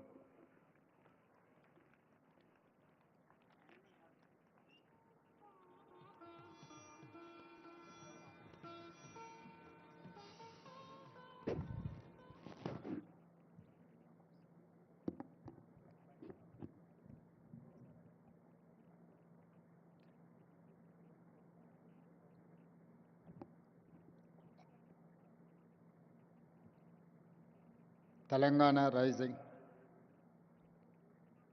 2047 Vision Document తెలంగాణ జాతికి అంకితం చేయాలన్న కార్యక్రమానికి ముఖ్య అతిథులుగా విచ్చేసిన Suman Bery, NITI Aayog vice chairman, Anand Mahindra, corporate దిగ్గజం కార్తిక్ మురళీధరన్, దువ్వూరి సుబ్బారావు గారు, అరవింద్ సుబ్రహ్మణ్యం గారు, మిత్రులు పద్మభూషణ్ చిరంజీవి గారు, ఉప ముఖ్యమంత్రి వర్యులు మిత్రులు బట్టి విక్రమార్క గారు, సహచార మంత్రివర్గ సభ్యులు టోనీ బ్లేయర్, శంతను నారాయణ్, ప్రేమ్జీ వాత్సవ్, ఇతర పెద్దలందరూ తెలంగాణ రాష్ట్ర ప్రభుత్వం సంకల్పించిన విజన్ డాక్యుమెంట్లో మనల్ని ఎండార్స్ చేయడానికి, మన సంకల్పంలో భాగస్వామ్యం తీసుకోవడానికి విచ్చేసినందుకు 4 కోట్ల తెలంగాణ ప్రజల తరఫున వారికి మనస్ఫూర్తిగా అభినందనలు, కృతజ్ఞతలు తెలియజేస్తున్నాను. ఇందులో భాగంగానే ISB, NITI Aayog, government of India officials, state government officials, Telangana ప్రజల నుంచి కూడా ఈ పాలసీ డాక్యుమెంట్లో సూచనలు ఇవ్వమంటే ఆన్లైన్లో దాదాపుగా 4 లక్షల మంది పాల్గొని వారి యొక్క సూచనల్ని, సలహాలను తెలంగాణ రాష్ట్ర ప్రభుత్వానికి ఇవ్వడం జరిగింది. ఈ సందర్భంగా తెలంగాణ రాష్ట్రానికి, ఈ ప్రాంత మట్టికి ఒక గొప్ప చైతన్యం ఉన్నది. ఆ చైతన్యము ఒకనాడు జల్ జమీన్ జంగల్ కొమరం భీముడు ఆనాడు పోరాటం చేస్తే, ఆ తర్వాత సాయుధ రైతాంగ పోరాటంలో భూమి కోసం, భుక్తి కోసం, విముక్తి కోసం, ఈ ప్రాంతం కోసం, ప్రజల కోసం, పేదరిక నిర్మూలన కోసం, ఈ భూమి మీద ఆధిపత్యం సాధించాలనుకున్న వాళ్ళకు వ్యతిరేకంగా వేలాది మంది పోరాటాలు చేసి నేల కొరిగిన చరిత్ర ఈ తెలంగాణ ప్రాంతానికి ఉన్నది. ఆ స్ఫూర్తితోనే తెలంగాణ రాష్ట్ర ఏర్పాటు ప్రక్రియను శ్రీమతి సోనియా గాంధీ గారు, శ్రీ మన్మోహన్ సింగ్ గారు మన ఆకాంక్షల్ని నెరవేర్చిన, ప్రపంచంలోనే ఉన్నతంగా అభివృద్ధి సాధించగలిగిన శక్తి సామర్థ్యాలు మనకున్న, ఆశించినంత స్థాయిలో ప్రణాళికబద్ధమైన అభివృద్ధి జరగకపోవడం వల్ల ఈనాడు ప్రజలు ఆశిస్తున్న స్వేచ్ఛ, సామాజిక న్యాయం, సమానమైన అవకాశాల కోసం ఈ ప్రాంతం ఎదురు చూస్తున్నది. అందుకే ఈనాడు 4 కోట్ల తెలంగాణ ప్రజల యొక్క ఆకాంక్ష స్వేచ్ఛను, సామాజిక న్యాయాన్ని, సమానమైన అవకాశాలను అందించాలి అని తెలంగాణ రైజింగ్ 2047 విజన్ డాక్యుమెంట్ని ఈరోజు తెలంగాణ రాష్ట్ర ప్రభుత్వం తీసుకురావడం జరిగింది. 2047కు ఉన్న ప్రాధాన్యత, ఈ దేశానికి స్వతంత్రం వచ్చి 100 సంవత్సరాల విజయోత్సవాన్ని మనం నిర్వహించుకోబోతున్నాం. మరి ఆనాటికి మన దేశం ప్రపంచంలోనే ఒక గొప్ప బలమైన ఆర్థిక దేశంగా, ప్రపంచంలోనే 4వ ఆర్థిక అభివృద్ధి చెందిన దేశంగా అవతరించాలని భావిస్తున్నది. దానికి దేశ ప్రధానమంత్రి నరేంద్ర మోడీ గారు $30 ట్రిలియన్ ఎకానమీని టార్గెట్గా పెట్టుకొని వికసిత్ భారత్ కార్యక్రమాన్ని తీసుకొని ముందుకు వెళ్తున్నారు. ఆ కార్యక్రమంలో తెలంగాణ రాష్ట్రం ముందు బాగాన నిలబడి తెలంగాణ రైజింగ్ 2047కి $3 ట్రిలియన్ ఎకానమీగా అవతరించాలని, ఈనాడు దేశ జనాభాలో మనం 2.9% ఉంటే మనం 5% ఎకానమీని, జీడిపిని కంట్రిబ్యూట్ చేస్తున్నాం. సో ఈనాడు మన ప్రణాళికల వల్ల, మన విజన్ డాక్యుమెంట్ వల్ల, మన భవిష్యత్ అభివృద్ధి కార్యక్రమాల వల్ల $3 ట్రిలియన్ ఎకానమీ 10% ఆఫ్ జీడిపిగా అవతరించాలని ఒక లక్ష్యంగా పెట్టుకొని మనం ముందుకు వెళ్తున్నాం. అందుకే ఈనాడు ఈ ఆలోచనను 4 గోడల మధ్యలో నలుగురం కూర్చొని మాట్లాడుకొని చర్చించుకొని తయారు చేసిన ఒక కాగితం కాదు. ఇది 4 కోట్ల ప్రజల మధ్యలో చర్చించి, ఈ ప్రాంతంతో సంబంధం ఉన్న ప్రపంచంలో రాణించిన వాళ్ళను అందరినీ ఇందులో భాగస్వాములను చేసి, ఇందులో మేధావులను, లేకపోతే కొద్దిమంది పరిమితమైన ఆర్థిక నిపుణులనే కాకుండా సామాన్యమైన ప్రజల్ని, రైతులని, మహిళల్ని, విద్యార్థులను కూడా భాగస్వాములను చేసి ఈరోజు ప్రజలకు ఈ పాలసీ డాక్యుమెంట్ను అంకితం చేయదలుచుకున్నాం. ఈరోజు ఈ policy document is going to address farmers, women and youth. మొట్టమొదటి ప్రధానమంత్రి పండిత్ జవహర్లాల్ నెహ్రూ గారు ప్రధానమంత్రి బాధ్యత తీసుకోవడానికి ముందు మహాత్మా గాంధీ గారిని కలిసి, మీరేమైనా సలహా ఇవ్వగలరా, నాకు ప్రధానమంత్రిగా బాధ్యతలు చేపడుతున్నా అన్నప్పుడు మహాత్మా గాంధీ గారు ఒక సూచన చేశారు. నువ్వు పరిపాలనాపరమైన నిర్ణయం తీసుకునేటప్పుడు నీ నిర్ణయం వల్ల పేదలకు, నిస్సహాయులకు ఏ విధంగా సహాయపడగలుగుతో ఆలోచన చేసి నిర్ణయం తీసుకోమని మహాత్మా గాంధీ గారు పండిత్ జవహర్లాల్ నెహ్రూ మొట్టమొదటి ప్రధానమంత్రి గారికి సూచన చేశారు. ఆ సూచనలు తీసుకొని పండిత్ జవహర్లాల్ నెహ్రూ గారు ఈ దేశంలో ఉన్న నిరక్షరాస్యతను నిర్మూలించాలి అంటే ఎడ్యుకేషన్ ఈజ్ ఇంపార్టెంట్, ఈ దేశంలో ఉన్న కరువును నిర్మూలించాలి, ఆకలిని తీర్చాలి అని అంటే ఇరిగేషన్ ఈజ్ ఇంపార్టెంట్ అనుకున్నాడు. ఆనాడు first prime minister has decided to take up two policies. One is education, the other one is irrigation. That is how he has initiated many universities in the country, and he has constructed many irrigation projects like Bakranangal to Nagarjuna Sagar, Srisailam, SRSP in Telangana. All these projects have constructed, have conceived at the time of Pandit Jawaharlal Nehru. I know most of them have studied in Pandit Jawaharlal Nehru has initiated those universities. Today, my government has decided to take up this education and irrigation and communication. Communication in technology, communication in digital, communication in roads, communication in ports, communication in airports. We wanted to meet, we wanted to develop our infrastructure to connect as well world. We wanted to invite them to invest in my country. I'm going to take role model from China, Japan, Germany, South Korea and Singapore. At the same time, they are my role models and I'm going to compete with them. With their inspiration, I'm going to develop my state. I'm going to take up my welfare and development. Some of them, poverty is an excursion, some of the leaders, but have born and brought up a small village, remote village, where I have seen from my childhood poverty and undeveloped untouchability and everything I have seen. Practically I have experienced and everything. I know what is the problem. I wanted to address that problem. I wanted to eradicate poverty. I wanted to give education. I wanted to give employment with my youth. I wanted to give better health for my citizens. Why? Because I have met accident at the age of 11 years, major accident. My parents have taken me into Usmania Hospital in Hyderabad while I was living in remote village. That time government has, Nizam has started that Usmania Hospital. That is how they treated.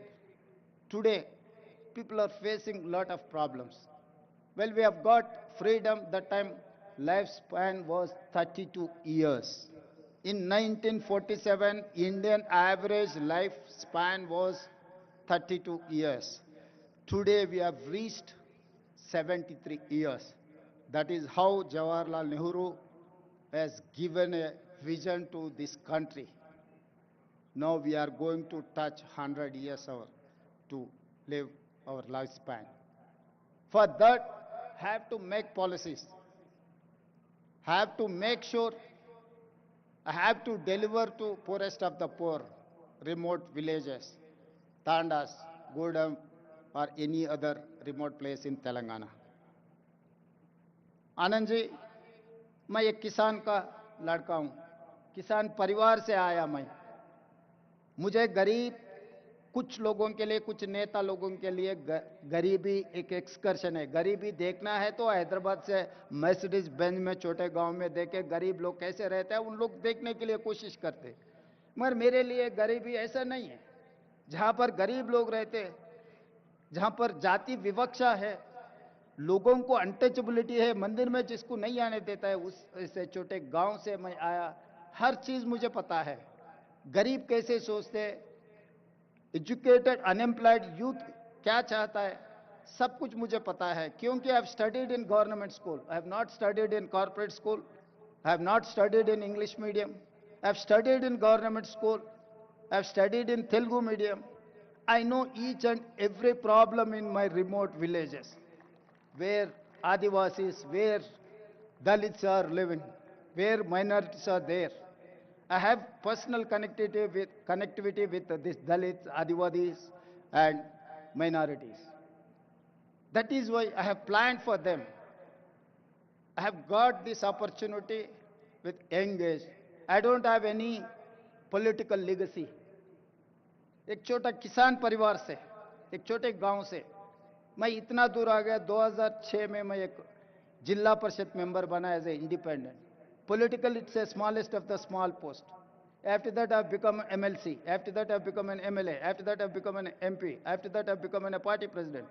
After 17 years, I have become a chief minister of Telangana.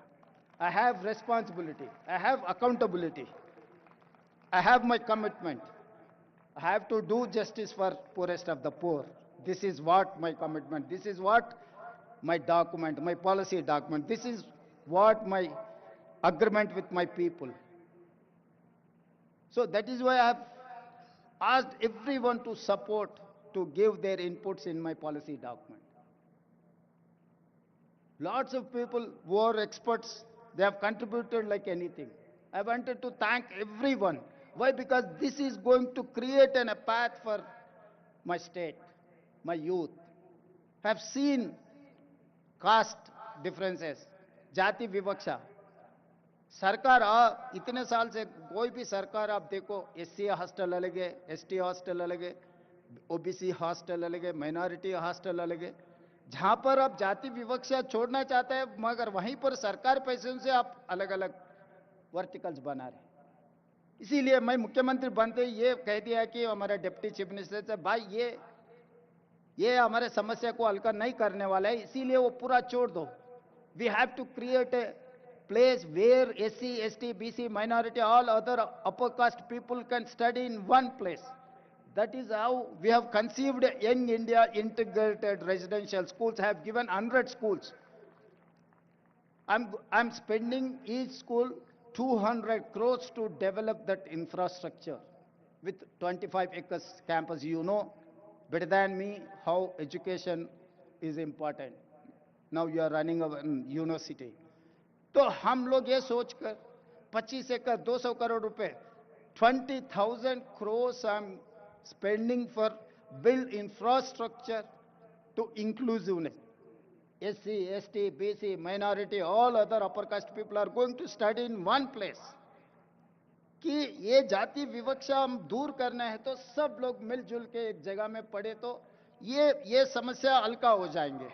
मगर हर बार सरकार ने SC hostel अलग, ST hostel अलग, OBC minority अलग अलग बनाए. तो जब तक आप ये सिस्टम से सरकार चलाएंगे आप दूर नहीं कर सकते. इसीलिए मैं सोचकर ये कह दिया कि भाई सब एक जगह में आना, हर असेंबली कॉन्स्टिट्यूंसी में एक रोल मॉडल बना दो. ये देश के लिए आगे ये रोल मॉडल बनने वाला है.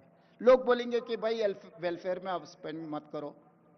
वेलफेयर में हम स्पेंड करना जब लेवल प्लेइंग फील्ड इक्वल आए तक हम देना जरूरी है, हमारा अकाउंटेबिलिटी है. तो इसीलिए I am spending lots of money in education. This is not welfare, this is not expenditure for me, this is investment my future.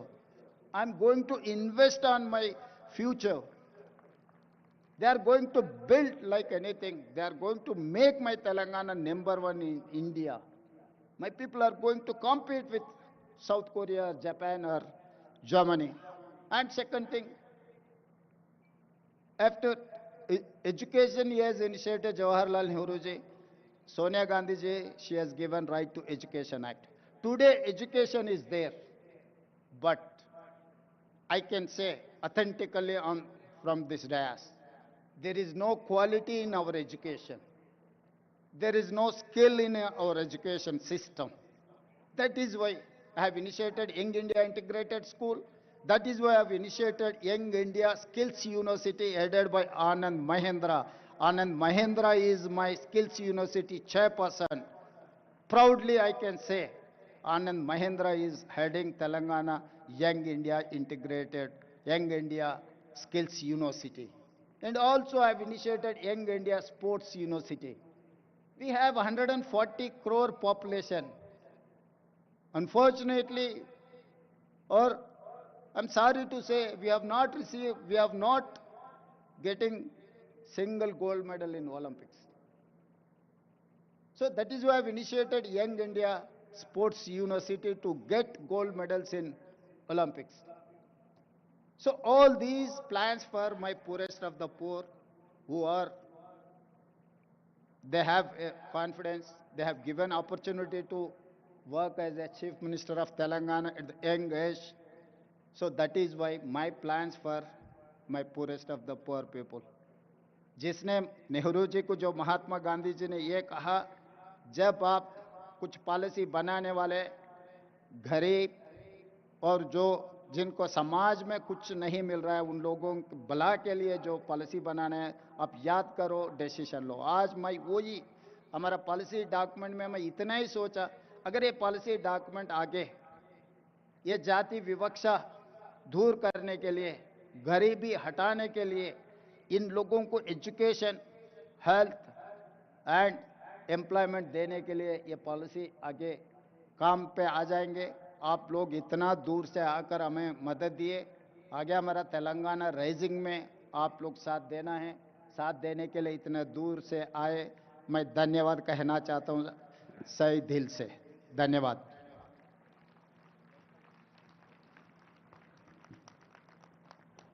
ధన్యవాదాలు సార్. మీ స్ఫూర్తిదాయకమైనటువంటి ఉపన్యాసానికి ధన్యవాదాలు తెలియజేస్తూ, ప్రసంగానికి ధన్యవాదాలు తెలియజేస్తూ, ఇప్పుడు తెలంగాణ రైజింగ్ విజన్ డాక్యుమెంట్ను 2047 రిలీజ్ కార్యక్రమం ఉంటుంది. ముందుగా తెలంగాణకు తగ్గట్టుగా, ఫ్యూచర్కు తగ్గట్టుగా ఒక వ్యక్తి మీకు ఆ పుస్తకాన్ని తీసుకుని వస్తున్నారు.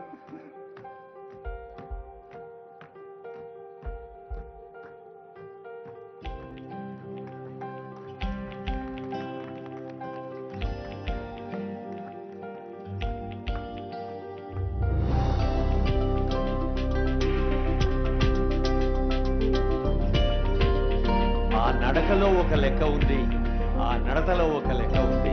అదిగో ఇందాకే ఆనరబుల్ సీఎం గారు చెప్పినట్టు మన సాంకేతిక ప్రతిభకు, నైపుణ్యాన్ని మెరుగుపెట్టే తెలంగాణ యువతకు ఆనందాన్ని ఇచ్చే దృశ్యం మీ అందరికీ తెలుసు. కళాకారులు, రసజ్ఞులు పెద్దలే కాదు, రోబోలు కూడా చప్పట్లు కొడితే మళ్ళీ మీకు వచ్చి థ్యాంక్స్ చెప్తాయి, షేక్ హ్యాండ్ కూడా ఇస్తాయి. బహుశా 2 రోజులుగా మీరు చూస్తున్నారు, రోబో కూడా మిమ్మల్ని ఆహ్వానిస్తోంది, అభినందిస్తోంది ఈ ప్రాంగణంలో. So thanks to the, kudos to the technology.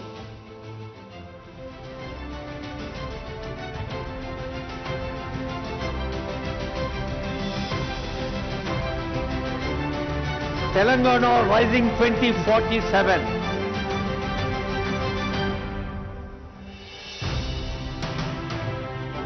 ఇది ఉత్తేజంతో, సమాజం పట్ల ప్రేమతో, భవిష్యత్తు పట్ల విశ్వాసంతో చేస్తున్న ప్రకటన మాత్రమే కాదు, నా తెలంగాణను నాటి కవి చెప్పిన కోటి రతనాల వీణగా ప్రపంచంలోనే ముందుంచేందుకు చేస్తున్న ప్రతిజ్ఞ అన్నారు ఆనరబుల్ సీఎం గారు, ఆనరబుల్ డిప్యూటీ సీఎం గారు అనేక వేదికలపై.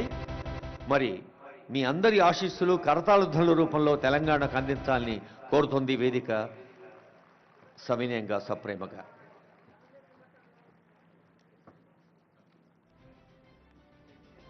Yeah. Now felicitation to the honorable guest. Okay. Felicitation.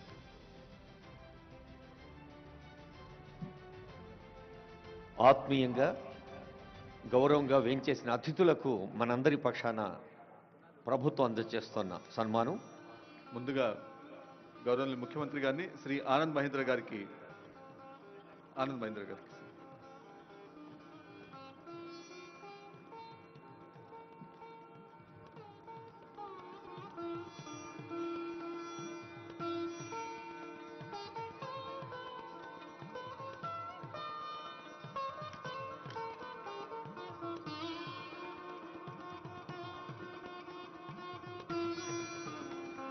Thank you sir. Shri Dubburi Subbarao గారికి,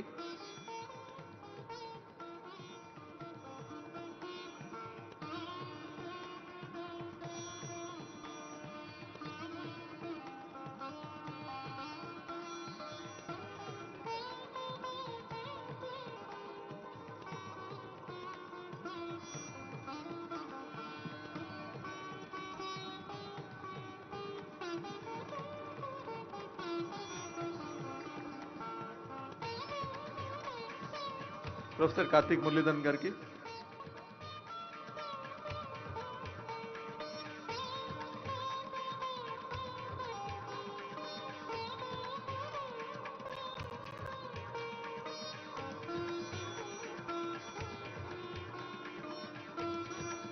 శ్రీ అరవింద్ సుబ్రహ్మణ్యం గారికి,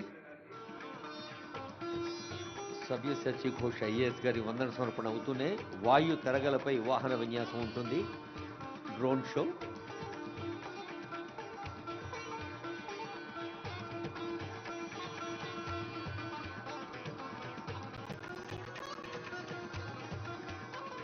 శ్రీ సుమన్ బెర్రీ గారికి,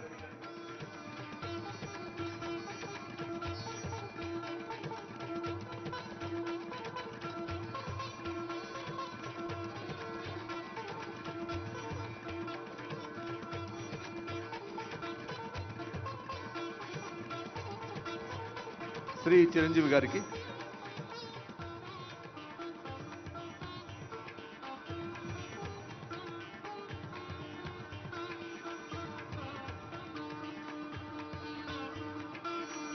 టాలీవుడ్ మనదే, కోలీవుడ్ మనదే, బాలీవుడ్ మనదే, హాలీవుడ్ మనది కావాలన్న పిలిపించిన చిరంజీవి గారికి ప్రత్యేక ధన్యవాదాలు. ఇప్పుడు వందన సమర్పణ Shri Savyasachi Ghosh garu. Shri Savyasachi Ghosh IAS vote of thanks చెప్తారు.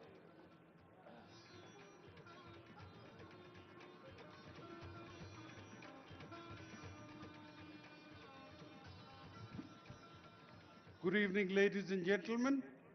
It's indeed my pride, pleasure, and honor to propose a vote of thanks on this momentous occasion where the new nascent and young state of Telangana has unveiled its document 2047 for the world, for the state, and for the universe to acknowledge and appreciate. On this momentous occasion, when the new paradigm, the new model of development as conceived and developed by our Honorable Chief Minister Sri Revanth Reddy Garu of cure, pure and rare will usher in an era where development will find a new meaning. I take this occasion to thank Sri Anand Mahindra, Sri Raghuram Rajan Garu, Sri Suman Berry, Sri Duvuri Subbarao, Sri Bhatti Vikramarkalu Garu, Sri Shantanu Narayan, Sri Prem Vatsa, Professor Karthik Muralidharan, Professor Arvind Subramaniam, Mr. Tony Blair, and our Honorable Chief Minister. I take this occasion to thank the Honorable Ministers, the Honorable Advisors, the Honorable MLAs, the Honorable MNCs, and the chairpersons of corporations, the members of media, the delegates, the participants, and the government officials, and colleagues of mine, and the event organizers who have made this event a grand success. I wish you a very good evening and a very sumptuous dinner for the evening. Thank you so much. Shri Savyasachi Ghosh IAS గారికి హృదయపూర్వక ధన్యవాదాలతో ఇప్పుడు ఆసక్తిగా ఎదురు చూస్తున్న drone show. Pilot లేకుండానే బుల్లి విమానాలు ఎగురుతాయి, వాయు తరంగాలపై వాహనాలు వివిధ దృశ్యాల్ని చిత్రీకరిస్తాయి. Remote in hand, promote in air, drone show. మీరంతా తింటూ మాటలు వింటూ ఆ డ్రోన్ షో దృశ్యాలు కంటూ ఎంజాయ్ చేయండి. Thank you. Good evening, esteemed guests, world leaders, innovators, and friends of Telangana. You stand at the confluence of global aspiration and technological mastery. Tonight, the sky above Hyderabad transforms into a canvas, brought to life by a fleet of 3,000 drones. This is the Telangana Rising Global Summit 2025, and this display is a dynamic blueprint for the next 2 decades of growth. This is the rise of a new India, the rise of a new global powerhouse. And by 2047, marking a century of Indian independence, our arrow points skyward, signaling the accelerated climb to a colossal 3 trillion economy. This is the scale of the Telangana rising vision. మనోళ్ళందరికీ నమస్తే, శనార్థి రామ్ రామ్ సలాం. తెలంగాణ నాడు నేడు కోటి రతనాల వీణ, global సమ్మిట్తో కోటి అవకాశాల ఖజానా. మన సంకల్పాన్ని, మనోసంకల్పాన్ని సఫలం చేయమని తెలంగాణ తల్లిని ప్రార్థిద్దాం. కొత్త దారులను సద్వినియోగం చేసుకుందాం. Our strategic growth is anchored by a 3-zone policy structured by world-class infrastructure. Zone 1, the inner ring traced by the 160-kilometer Nehru Outer Ring Road, the core urban area of Hyderabad, a services-only cluster focused on the knowledge economy. Next, Zone 2, between the ORR and the 360-kilometer regional ring road. It's our dedicated manufacturing zone positioned as the global China Plus One alternative and built to power the skills economy. And Zone 3, outside the RRR, dedicated to agriculture and the green economy. This is a state organized for global leadership. ప్రపంచ స్థాయి మౌలిక సదుపాయాలు, ప్రజాపాలన, ప్రభుత్వ ప్రాధాన్యాలు. Nehru outer ring road, RRR, వ్యవసాయ ఆధారిత హరిత పరిధి ఆర్థిక వికాసం కోసం.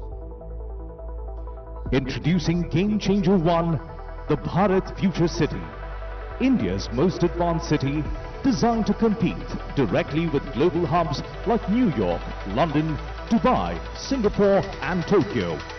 Watch the futuristic skyline form, revealing the key iconic towers.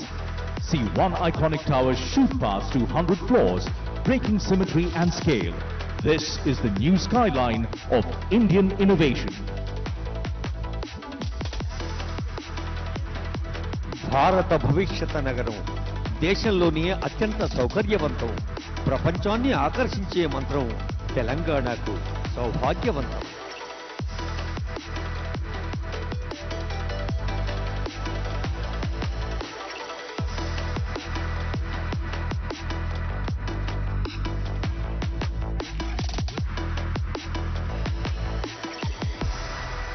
Game Changer 2, the River Musi rejuvenation. We are a dry, withered riverbed.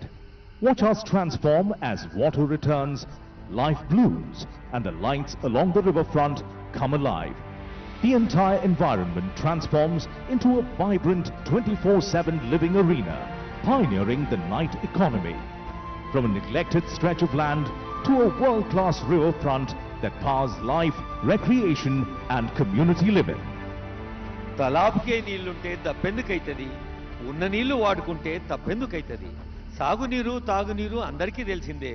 ఇప్పుడు మూసి పునరుజ్జీవనంతో ఇటు ఆరోగ్యం, అటు ఆనందం, పర్యాటకం, పర్యావరణం.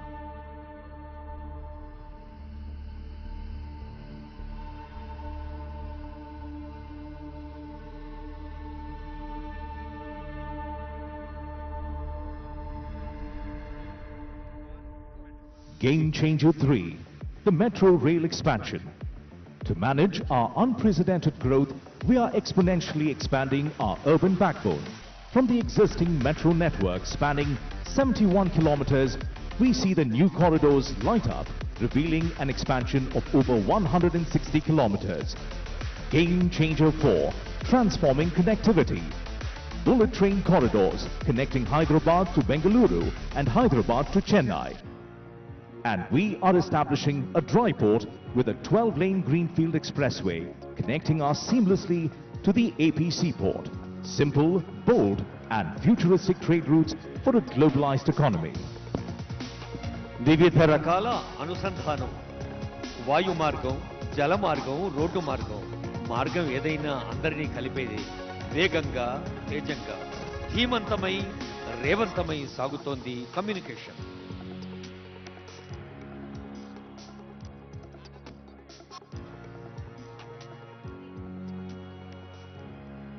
Game Changer 5, solidifying the manufacturing zone between the ORR and RRR as the world's trusted China Plus One alternative.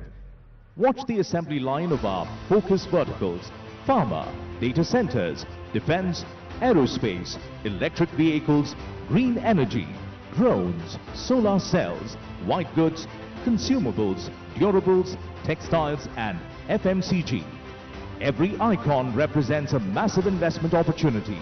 We are building the future, piece by piece. హరిత శక్తి, సౌరశక్తి, ప్రకృతి పట్ల తెలంగాణకు అమితమైన భక్తి.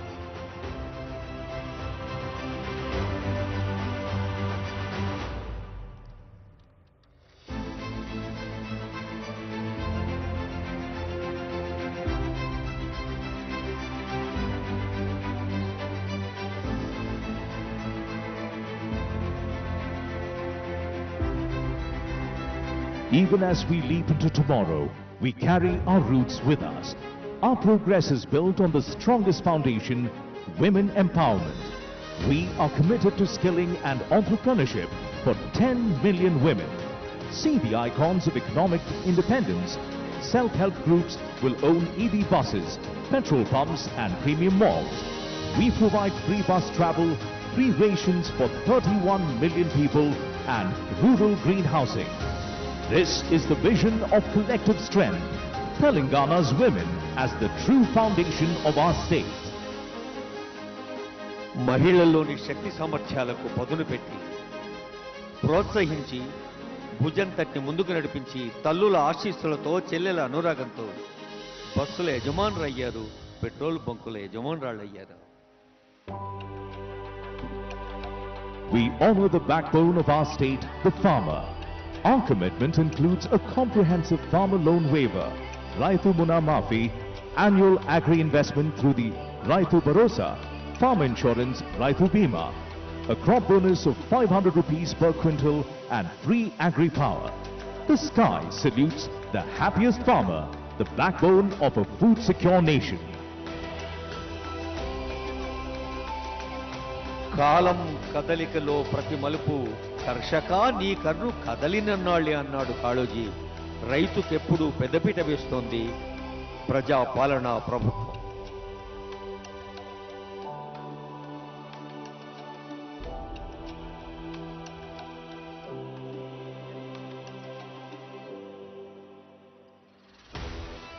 The future belongs to the youth.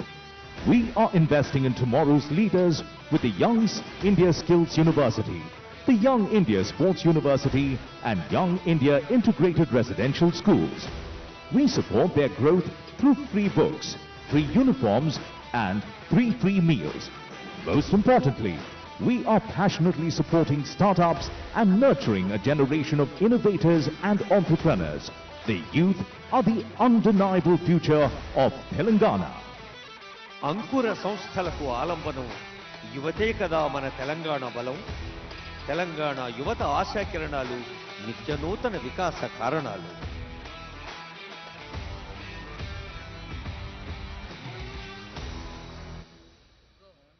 Telangana is an investment-ready, future-focused and innovation-driven state. The summit functions as a nation branding exercise where economic ambition, cultural confidence and technological leadership come together in a single narrative. This is not just a regional rise, this is a global phenomenon. One Telangana rising. Join the rise. ఈ ఎదుగుదల ఒక రాష్ట్రం కోసం, ఒక దేశం కోసం కాదు, ప్రపంచ మానవాళి కోసం. ఎవరు ఎప్పుడు ఎక్కడ ఏ కొంచెం మంచి చేసినా 10 మందికి పంచాలి అనేదే తెలంగాణ హృదయం. ఇప్పుడు తెలంగాణ నుండి యావత్ ప్రపంచానికి ఒక సందేశం, యావత్ ప్రపంచం దృష్టి మన తెలంగాణ వైపు, ఘన తెలంగాణ వైపు. And now, as a tribute to the scale of our ambition and the precision of our execution, witness the climax of our show. We are attempting a Guinness World Record for the longest aerial sentence. Watch the 3,000 drones form the declaration of our destiny. Telangana is rising. Come, join the rise. Telangana is rising. Come, join the rise. This is the call to the world. వేయి చుక్కల వెలుగు ఆకాశంలో పారింది. Telangana ఆనందపు అలుగై వెలుగెత్తింది.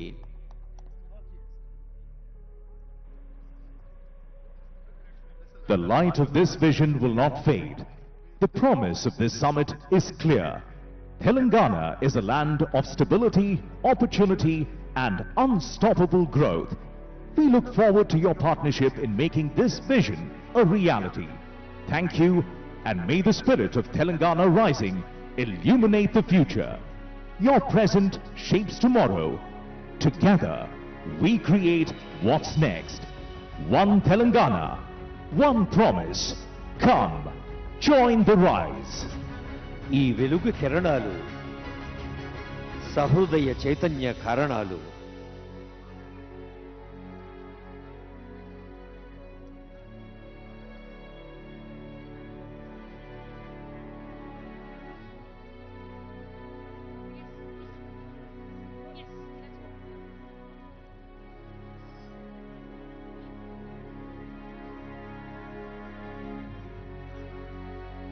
Pilot లేని విమానాలు ఆకాశంలో ఎగిరినాయి. మరి 3000 డ్రోన్లతో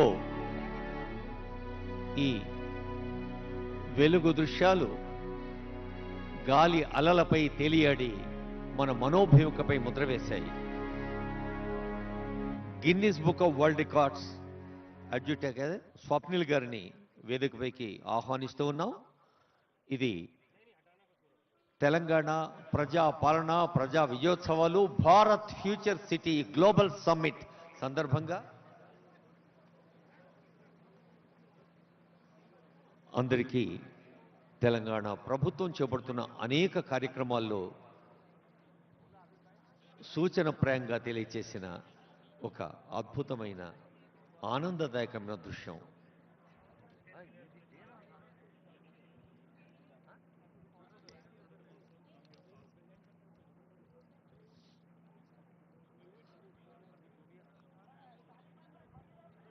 స్ఫూర్తివంతమైన సందేశాలతో సభా కార్యక్రమం అద్భుతంగా నడిచింది. డ్రోన్ షో కూడా ఆస్వాదించారు. ఇప్పుడు కళాకృష్ణ గారి పేరిణి నృత్యం, ప్రమోద్ రెడ్డి గారి ఫ్యూజన్ డ్యాన్స్, ఆ తర్వాత జయలక్ష్మి గారి వీణావాద్యం,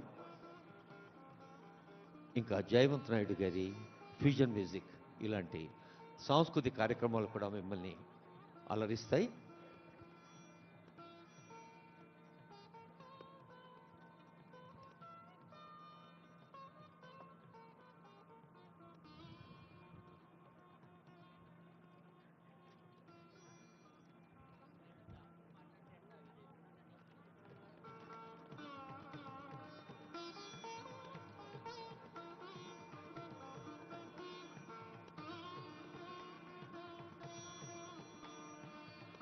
An important announcement and impressive announcement also. రేపటి నుండి విద్యార్థులు యువతీ యువకులు ప్రజలందరూ వేంచేసి ఈ గ్లోబల్ సమ్మిట్ సందర్భంగా ఉన్న స్టాల్స్ని ఇంకా అన్నిటిని కూడా వీక్షించవచ్చు. రేపటి నుంచి అందరికీ వెల్కమ్ చెబుతోంది ఈ గ్లోబల్ సమ్మిట్ వెన్యూ. కొద్దిసేపట్లోనే జయలక్ష్మి గారి వీణ వాద్య కచేరీ. ఇప్పుడు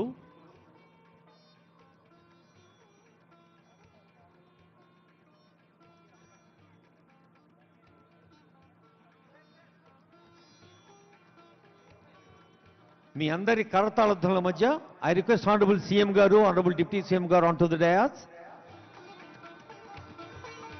గౌరవనీయులైన ముఖ్యమంత్రి గారు ఒక్కమారు వేదికపైకి వేయించేయవలసిందిగా రిక్వెస్ట్ చేస్తున్నాం. మన ఉప ముఖ్యమంత్రి వర్యులు కూడా. Guinness book of world record adjutant Swapnil is here.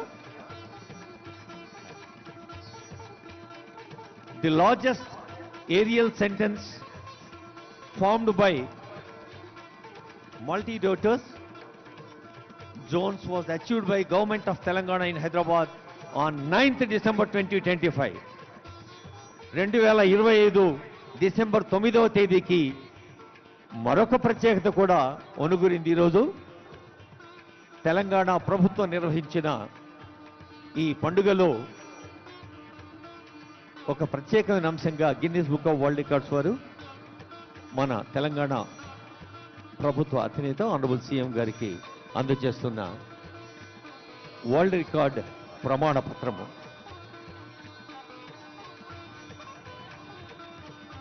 బహుశా అందరి చేతుల్లో ప్లేట్లోనేమో చప్పట్లు కొడుతులేరు. సో ఇప్పటిదాకా విన్నారు, తిన్నారు, అదే ఆనందాన్ని పంచుకోండి అందరూ కలిసి.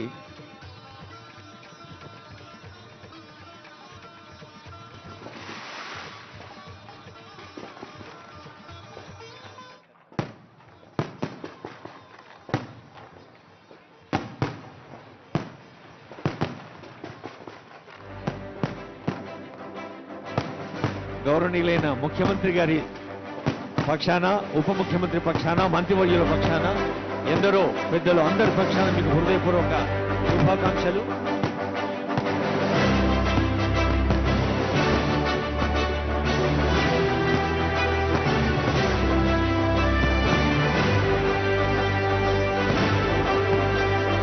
జయలక్ష్మి గారి వీణా వాద్యం, జయలక్ష్మి అండ్ టీమ్, వీణా కాన్సర్ట్.